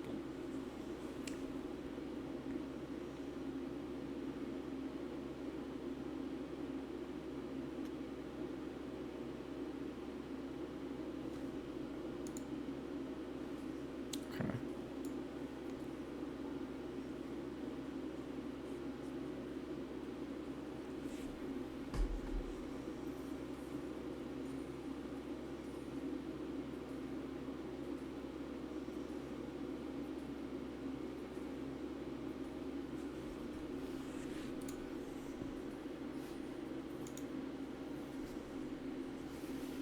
Okay, we got tier 2 top. Where do we go next? We go bot. Oh no, because the objectives are up right now. I don't know. This is an awkward scenario. I actually don't know what to do. I'm gonna ask the team if I can go bot. If you're fight for dragon. In this scenario, yeah. you see 4 of your teammates bot, just go mid lane. So someone catches mid wave. Yeah? Yeah. That's fair. Because they guaranteed got dragon, I guess. I don't really need to fight for it, but a fight might break out after. Yes. That way you're closest as well for that fight. And then you can go bot. Would be ideal if someone were to go top after the fight. Yep.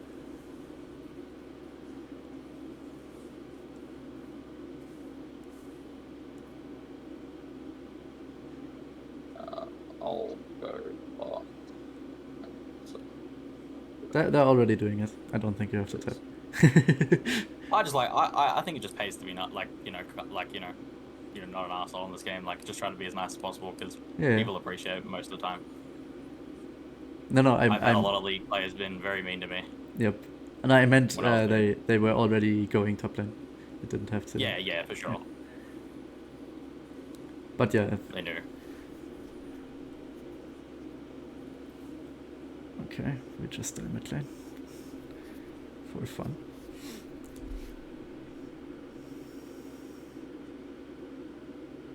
Yeah, this is not a player. Go. Nice.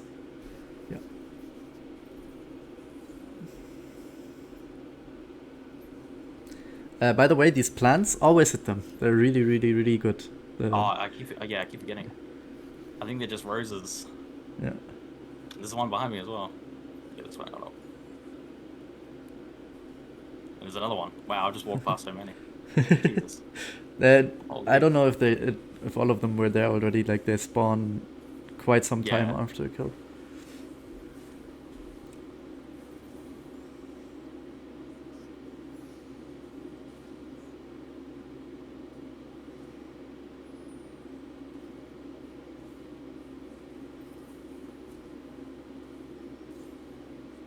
Perfect.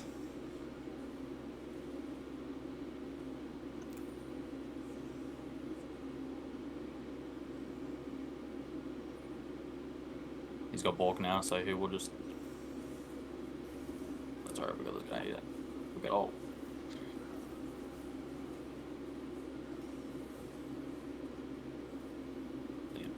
You might have to ghost. Yeah. Oh, romp. Oh no, I had to look at that. You're fine. Careful. Yeah, just gonna hover for a second. Make sure I'm not missing out on anything. I'll steal a kill. Easy. Take that. That's one problem of split pushing and lower elos is that like everyone just comes to your lane for no reason. Yeah, they take it as an invite to like team fight. They're like, oh, a team fight. Let's go. Alright, while they kill Tristana, I'll go get tier 2. Actually gotta leave, man. Not really, I don't have ult, I can't really kill her or anything. Jesus. Okay, damn. All planned. I was totally baiting. I totally just didn't almost die to the Ash. Well, she got Bork, yeah, I thought so. She was 1 and 7. But yeah, if 1 and 7. You can't just if you got Bork, it doesn't matter. Yep. Oh, I've dropped. I gotta sidestep it. You can Where's your just... slow? Oh, okay.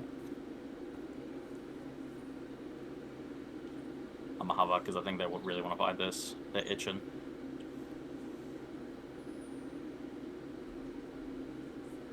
You can just take the... Hold up. No. I guess we're fighting.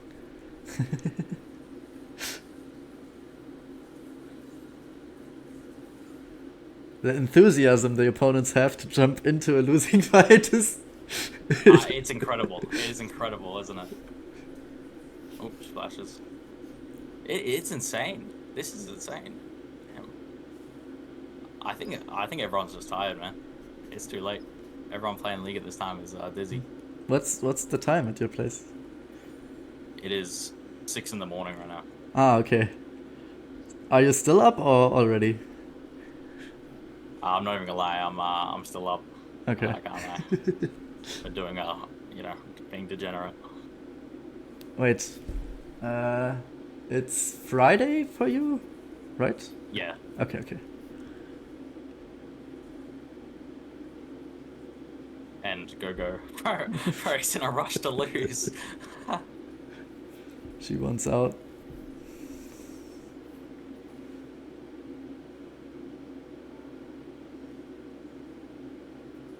I might try to play Halo Blades Monday more. Don't, please don't. Halo Blades is one of the better routes to have when you didn't look, but I think it's still a lot worse than Grasp. Oh, for sure. Yeah, it's so bad. It is horrible. Funnily enough, you can take it on Shinzao, but he took Conqueror. I think Conqueror is fine though, top lane.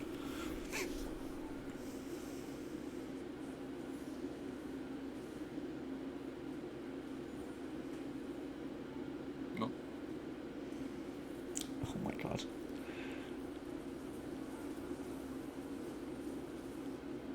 Damn, too many Borks on the team. Oh. Oh my god, Tristana. Oh my god.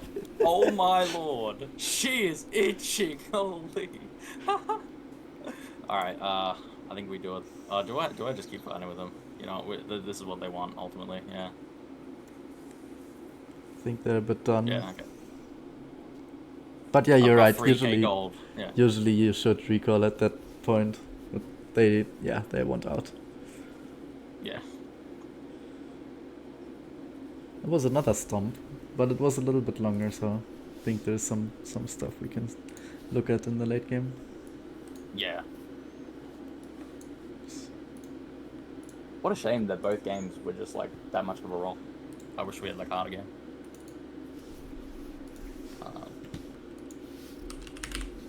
So we're gonna go yours.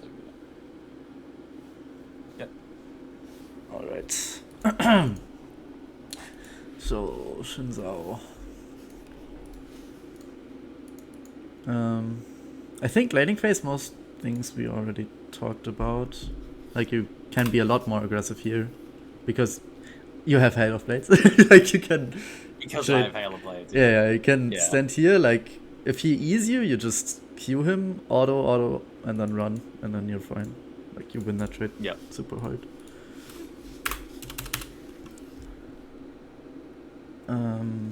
Actually, I'm just gonna skip ahead, because I think it is basically the whole time. Ah, right. This was the time where I told you can trade. Let's look at this. Okay, we're fighting in your minion wave, so you have an advantage that way. But we're not kiting backwards. That's what we have to do, because that's the way we ensure it stays a short trade, right? Yep. If you stand beside him, then he's just gonna chase you. Like this is too much. If you just walk, kept walking, yeah. If you just walk out.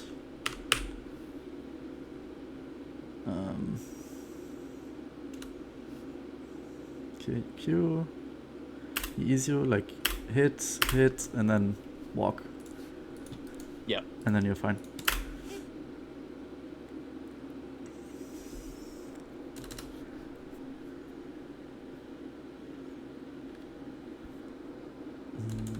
Is there anything else? I think this was fine.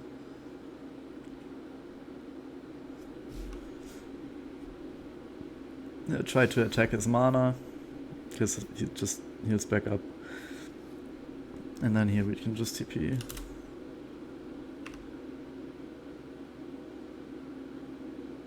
Okay, yeah, here correctly, not shoving, because he's just gonna TP back as well if we do that. Yep.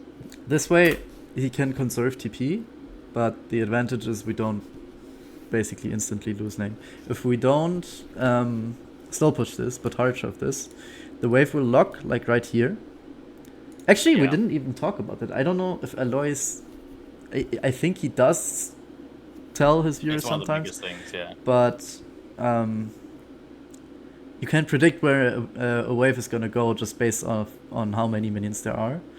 Say there's 6 minions here and 6 minions here for...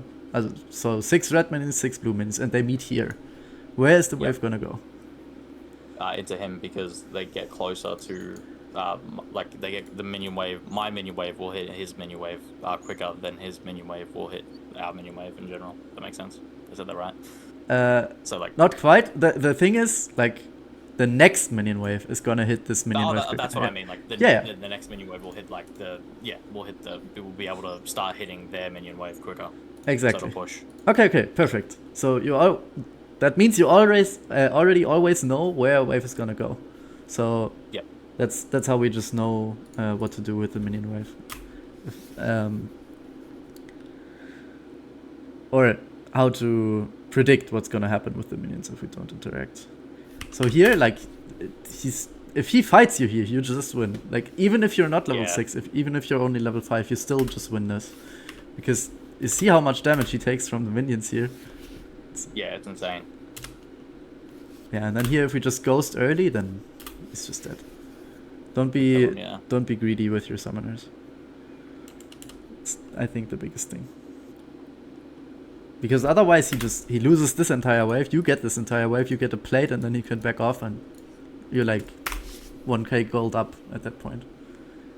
Because that is 200 gold, the kill is 300, and then the turret plate is 150.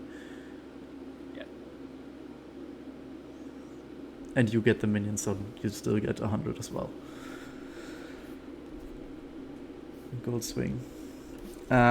Wards, actually that's one thing we didn't talk about last game. If you're not... if you're blue side, this ward is okay. It's not ideal.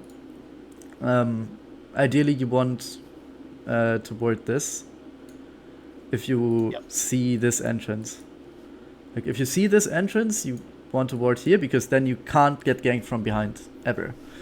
The problem with this ward is if the opponent comes from river and not from here, then you will see them too late. Like if you're here and they come like this way, almost all junglers are gonna be able to kill you there. Yeah. Okay. So ward in that bush. Yeah. You're saying ward in the you can ward here. It's a little bit risky. Like if you do see that entrance, but you have to be like looking at the minimap to see enemies walking here, because this ward is not great. Ideally if you have 2 wards, you can ward like here in front of the grubs, and then one here, and then you're completely immune to gank. If you just have 1 ward, I think it's still correct to just ward this bush if you're blue side, because most opponents are not going to bother to like run this way, at least at this point in the game. At the first clear, maybe, because they're going to come from Scuttle Crab potentially, but when you have time, you can just go and check if they do Scuttle Crab or not. Like, you're gonna see that at 4 minutes.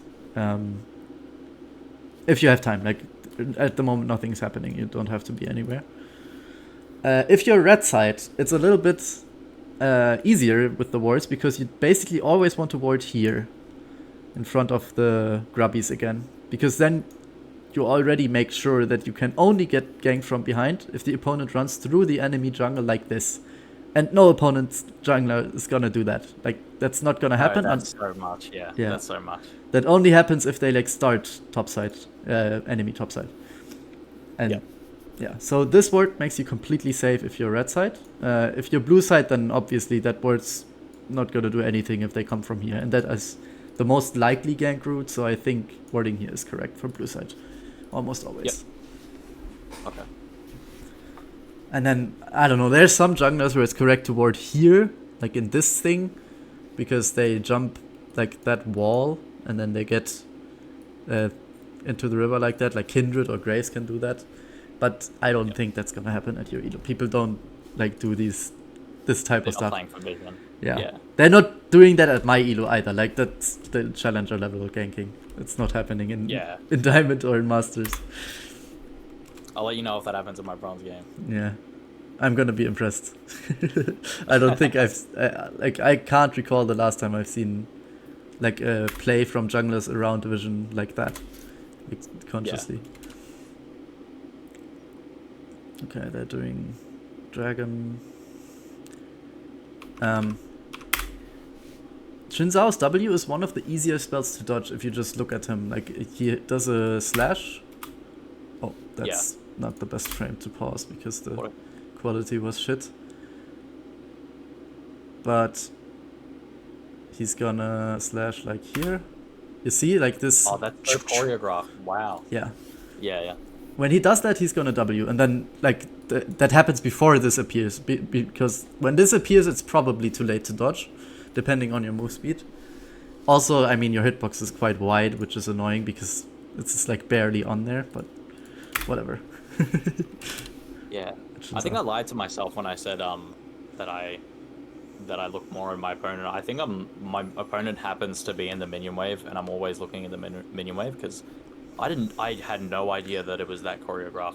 Like, I'm not even gonna lie, that is insane that I can't dodge that. If I was looking at him, I could absolutely dodge that. Yeah, for but sure. I mustn't have been because it's so like you can tell in advance. Maybe pay attention to that a little bit more, because in League, almost all abilities, at least that's their philosophy, like from the developers, they want abilities to be choreographed. They want players to know what's happening. Which is why the only champions that don't really follow this are like old champions. Something like Trundle old is not really noticeable. Like you only notice it when you see, okay, Trundle is really big, but it's a really, really small effect for how strong it is actually. Like they want the effects that are strong, they want to be really visible. And Shinzao is actually excellent design, I think, because he basically the champion tells you what he's gonna do. The Q has the sound, this I don't know, humming sound. I don't know how to describe it, but you know when he's activating his Q. His E is a little bit harder to notice. I'm not sure how it is with his visual update because it is literally this patch.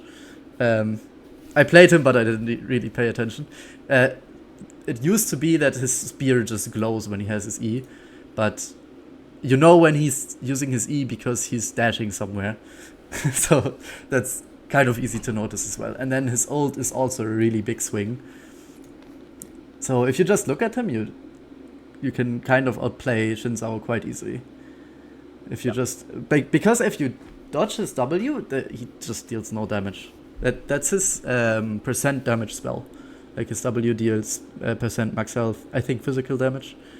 And everything else is just flat. So against Mundo, it's the only spell you need to dodge is his W. Yeah. And then in top lane, almost all champions have like really easy to spot wind ups.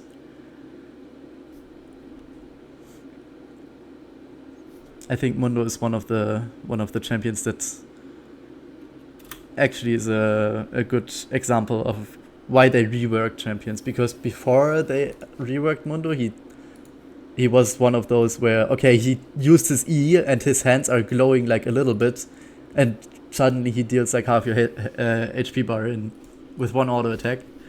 And now it's quite easy to see, like when he's going for it.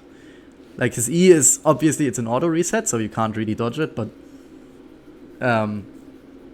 the projectile you can dodge because you can see when he's using E. Yeah. Alright. So we're just scaling. Yeah, that was unfortunate with the... Yeah.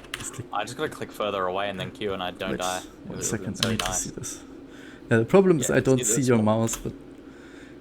Oh, yeah, see the small clicks? Yeah. Like the green little dots, yeah. Yeah, you clicked here and then Yeah.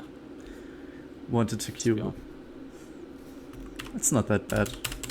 You still get him. If he lives there, that's really like then you're probably losing the lane after that.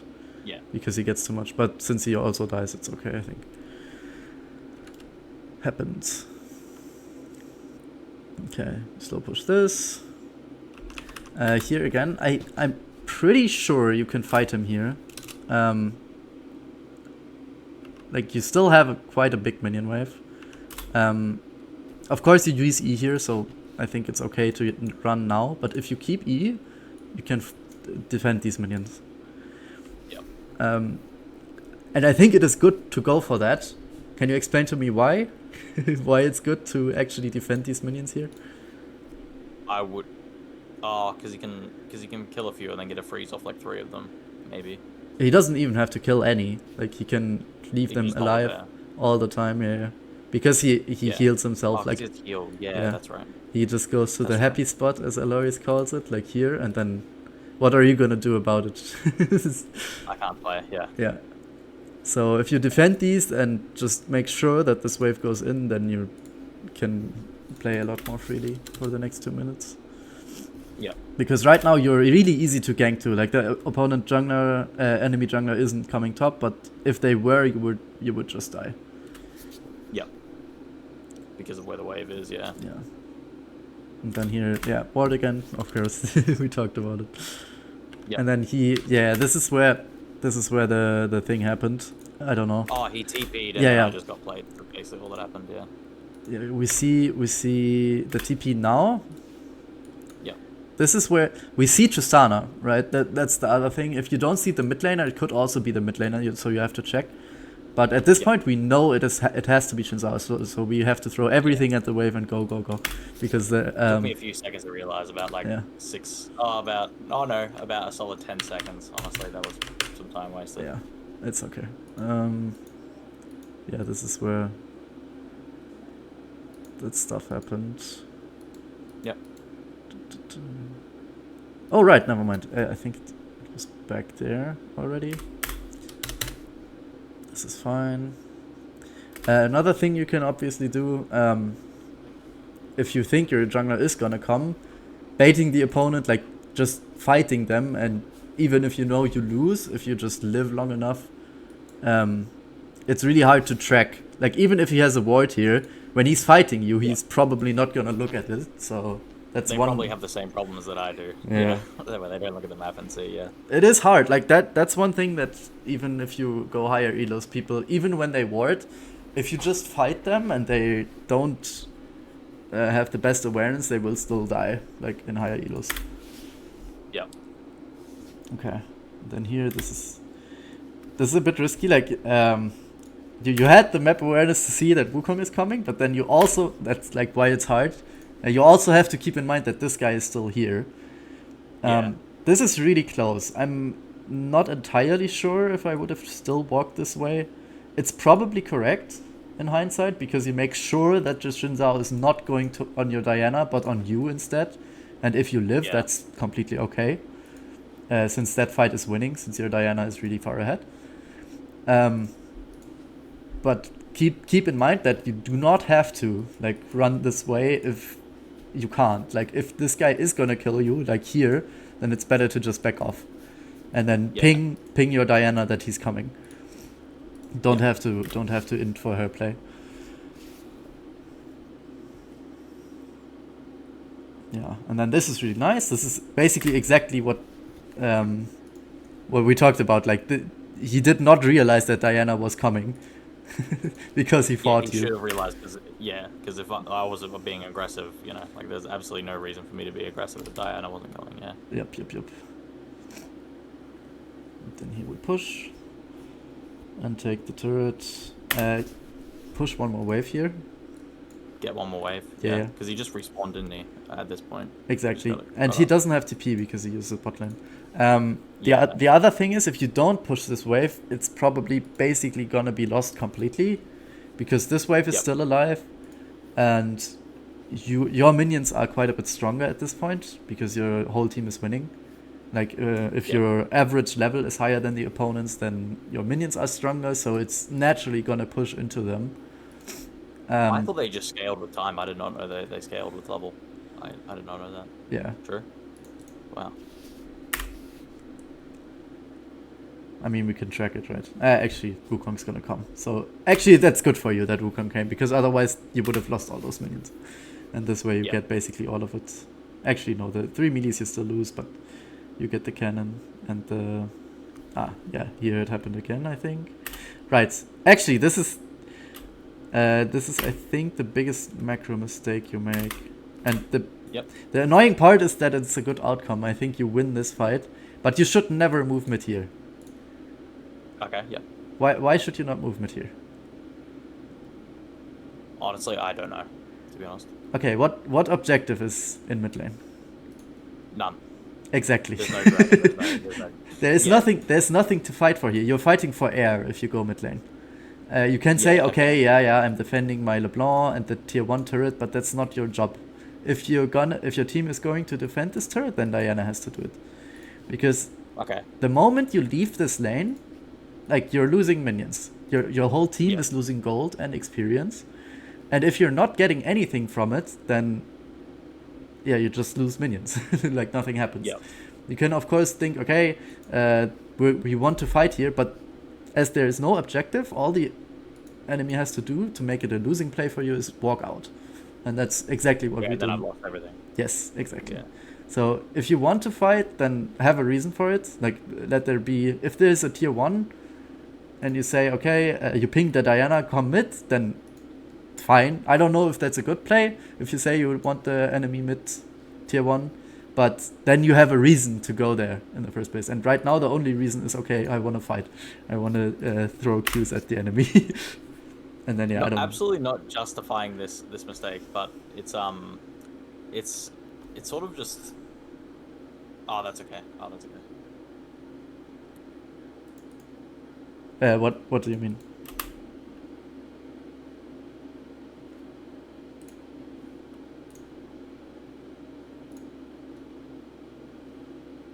Hello?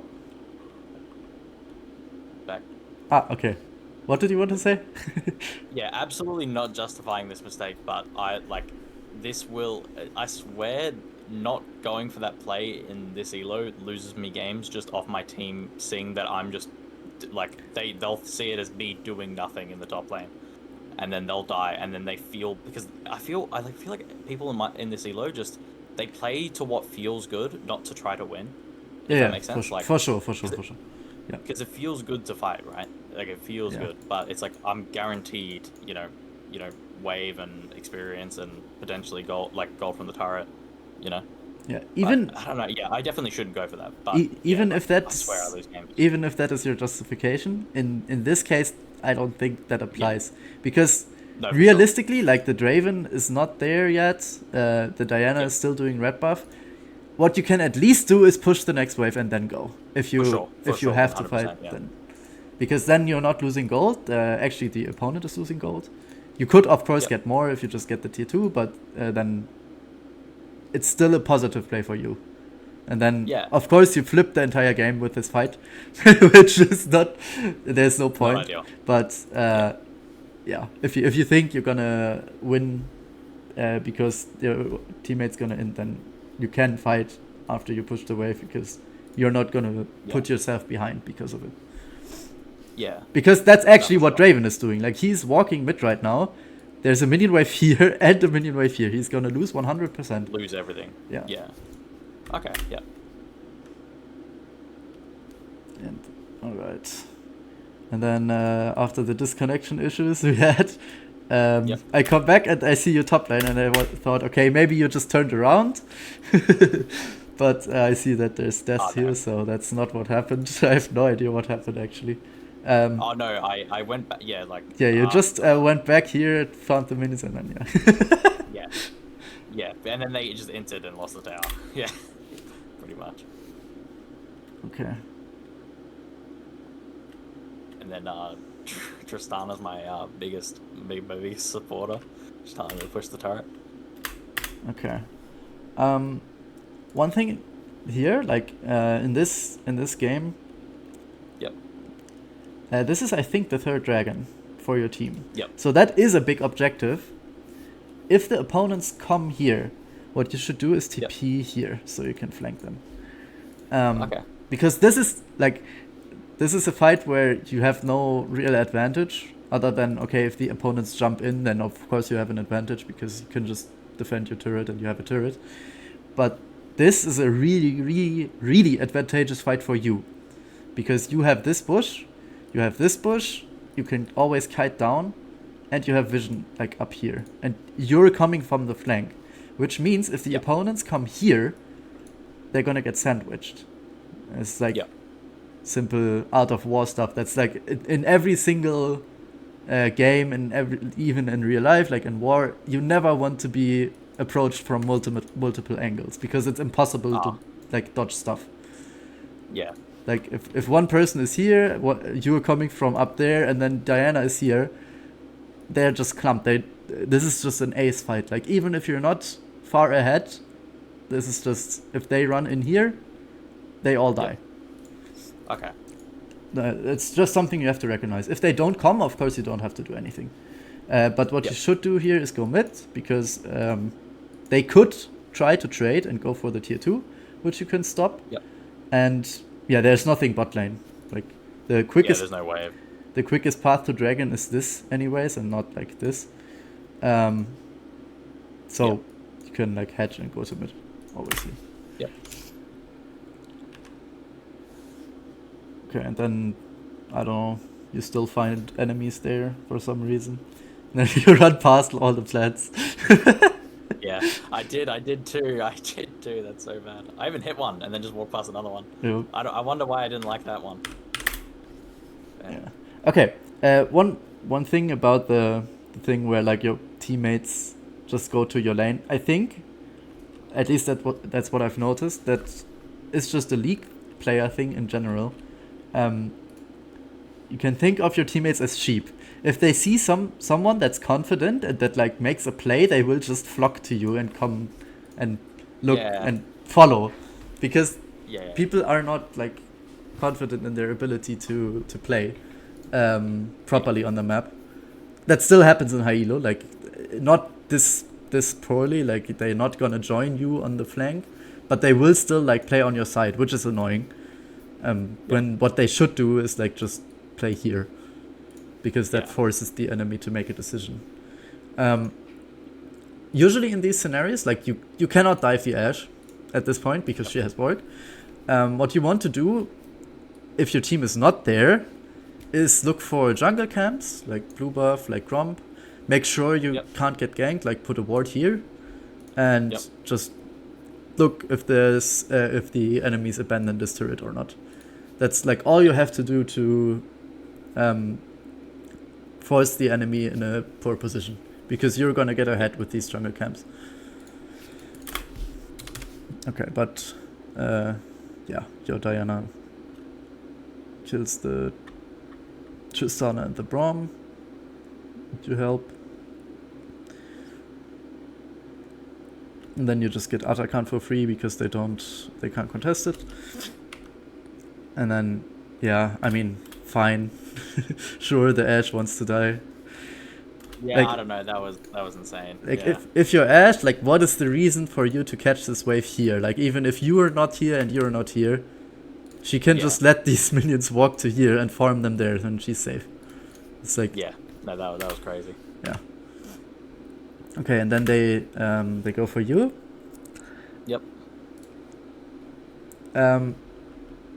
LeBlanc should not jump in here. I think she baits you a little bit because you think, okay, maybe you can fight this, but you can never fight this. Why can you not fight this? I actually don't know. Okay.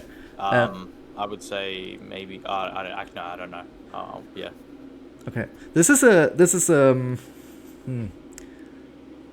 I think the easiest way to understand it is like just looking at the classes. Like you play a Juggernaut. This guy is a mage assassin. They have a support, a tank support, and also kinda Juggernaut fighter type champion. You have not hit your item spikes yet. LeBlanc, I think, Yeah. has. But she is not But she's strong. weak into these champs in general, right? Yes, Yeah. yes. The problem is Braum kind of cockblocks assassins. Like, basically any support that's a little bit tanky or has CC, if they pair like with another champion that does damage and can tank a little bit, they are really, really strong in a 2v2 or 3v3 scenario. And you have some damage, but if you cannot burst one target down easily, then the LeBlanc has to wait for cooldowns, and I mean, you're just a meat shield, you don't have that much damage yet anyways. Yeah. So that's exactly what happens. Like, you see LeBlanc basically did 0 damage here. Because the Braum just knocks her up with ult, and then Xin Zhao knocks her out, and her W didn't connect, and then she can't even Q or E because she's not in range. Like, she would have to walk forward. Okay, and then we have to dodge some of these. Come on. Come on. Yeah, I gotta not be walking in a straight line, yeah. No, for sure. Yeah, Even I mean, that one, yeah. it's fine. And then in the end, it's okay because your team just comes to the rescue. But We live barely long enough. But yeah, absolutely not result orientated, you know, thinking that was completely horrible. Yeah. okay, this is And then another thing. Like, this- I have no this was idea shocking. why all of your teammates are still bot side. There's like minions hitting your tier 2 mid lane turret at Yep. this point. Yep. If there was one opponent that like really wanted to win the game, they would hit the tier 2 and get it, and it would feel really bad if you like play the game. You will realize like if your teammates come and then opponents are hitting here and then there's one more hitting there, then every second you're not getting like kills and objectives on this side, you are losing so much. Like, your lead will go away really quickly. And then here, yeah, I don't know. It's like with ult, I think you can actually dive her because you just literally with ult, just have to close the gap and then you kind of deal enough damage. But yeah, without ult, I don't think there's much there. And then your Diana just one shots her. Yeah.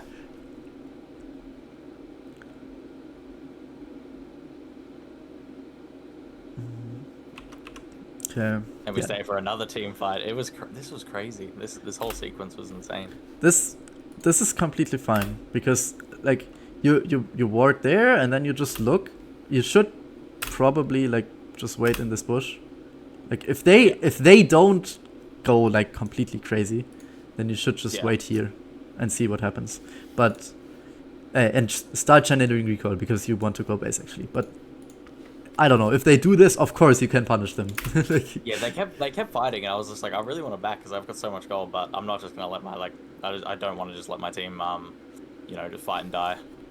yeah, this is too much, by the way. Like, you don't have to. No, You don't have to keep running. Like after this is done, the Tristana shows she's running away.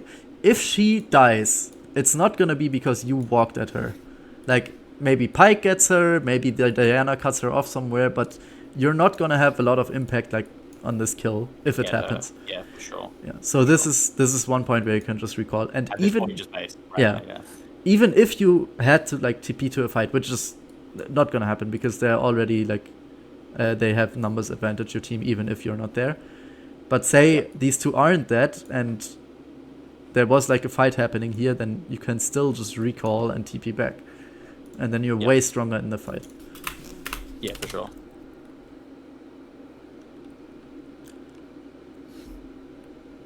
Because this, we could have just recalled TP'd here, like for tempo, and then we would be stronger for taking the tier 2 and after. Yep. Completely fair. Yeah, and that's like your entire team has this much gold, by the way. Like your gold lead at this point is not that high. The biggest lead you have is in experience. Yeah. Because the entire gold lead is like sitting in your inventory. Right, I got a whole item worth of gold. That was illegal, Mundo. Just living that. Yeah, that was. Yeah, and that's again. Yeah, usually what should happen here, if the opponents don't completely throw the game. Okay, you take The tier 2. Tristana going in was insane. Yeah, I could not believe that. Yeah. She just wanted to lose. Yeah, you take tier 2. This is one moment where I would already ping my teammates back, because there's nothing here. Like, you're not fighting for anything realistically. If they just chill at their tier 3 turret, you cannot dive that turret, like, as a team. That's not gonna happen. You should just recall on prepare Nash, because that's basically free. And once you have Nash, then you can start looking to pressure these turrets, because they can't just wave clear. Yep. But then, yeah, they decide to fight, and then... Okay. We take those. Alright. I think that's it for this game. Yeah. Yeah, pretty much.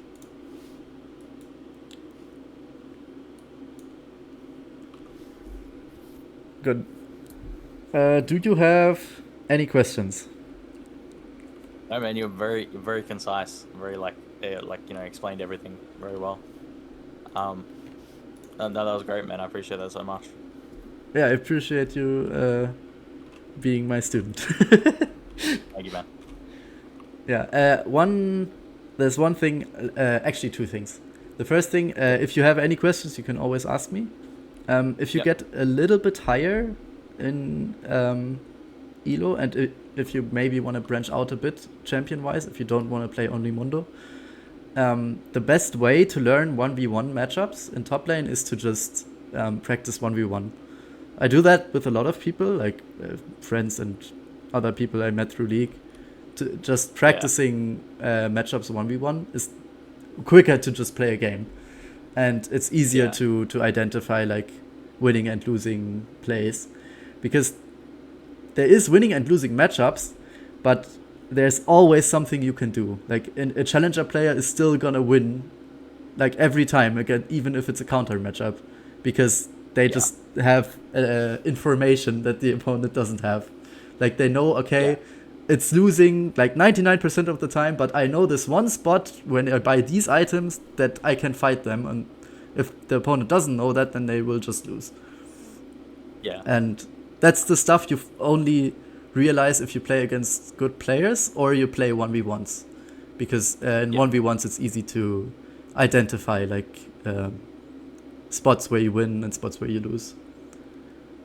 Yeah, me and my friend did this last night. Last night pretty much. He started playing Zillion mid. He's gonna try to like pursue Zillion mid because he thinks it's funny, which it kind of is. It's pretty funny. Yeah, it is quite funny. and I was like, yeah, because he was like, I don't even know what my losing matchups would be, and I was like, as a Fizz main, I was like, yeah, that is 100% Fizz's like ideal scenario. Yeah, Zillion has no good mid lane matchup, I think. Like, every single champion beats him 1v1, but that's not the point of Zillion. Like, he outscales basically any champion as well. Yeah. But yeah, there's stuff you can do. We came to the conclusion that it's his to lose pre-6, but if you survive 6, I can never kill him because of his ult. Like, exactly. You just can't kill him. Yes. Yeah. It was really fun. They're actually fun to just 1v1 your friend with like certain matchups and stuff. Like, you know, and you do learn a lot. Like we learned like a bunch from that one match for like 20 minutes. Yep. Like if you want to play top lane champions, I can play most top lane champions like at an okay level. I think my best champs are Camille and Garen. Like those two I can play at like probably 500 to 800 LP. But everything else is like diamond level at least. I don't know. It depends. Yeah. That's alright. Yeah, I was I versed Camille and I was like, damn, I want to play this champ. This looks fun. It's just Camille is so mobile. Camille is really fun.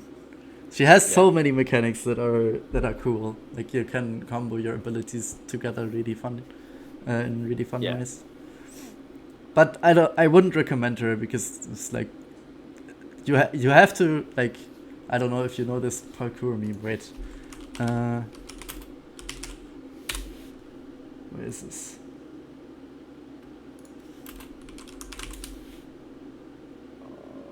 I'm gonna find it. 1 second.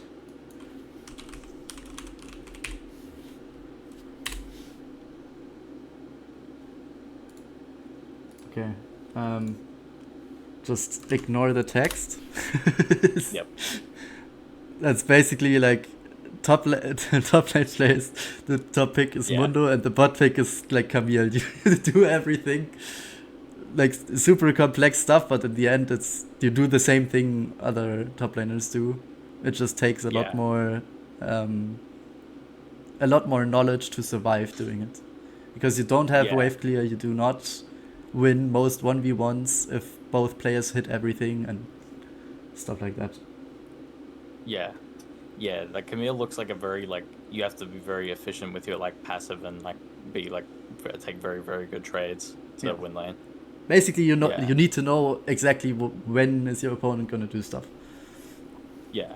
That makes her fun. Like I recommend her if you like. If you hit plat, then that's I think the time you can start looking at champions that are more mechanically intensive, because then Yeah. they might even be good to learn. Like okay, um, if I go in here, then my opponent will use this, and yeah, there's like this whole layer that you do not get if you play juggernauts like Mundo or Darius, because they can just right click the opponent and win. Yeah. No, that's fair. Yeah, I don't know. So yeah, that was the first thing. Like hit me up if you want to 1v1 or any tips or anything. If you Yep. want to know how fast jungle clears are on certain champs, I know that too. Or I don't know that, but I have a Google Doc that has all the clears. Google Doc. Ah, nice. Hell yeah. Um, and the other thing, the second thing is if you have anyone that would be interested in getting coaching too, I'm like trying to make Yep. this a thing on Twitch, so send them my way. Oh, for sure. I will absolutely. I'll let my friends know, see if they're interested. Okay, great. Thank you. Perfect, man. Actually, for that, we'll, you know, we'll see if we get to platinum. If we get to gold, probably we revisit this, like, you know, Sure. see where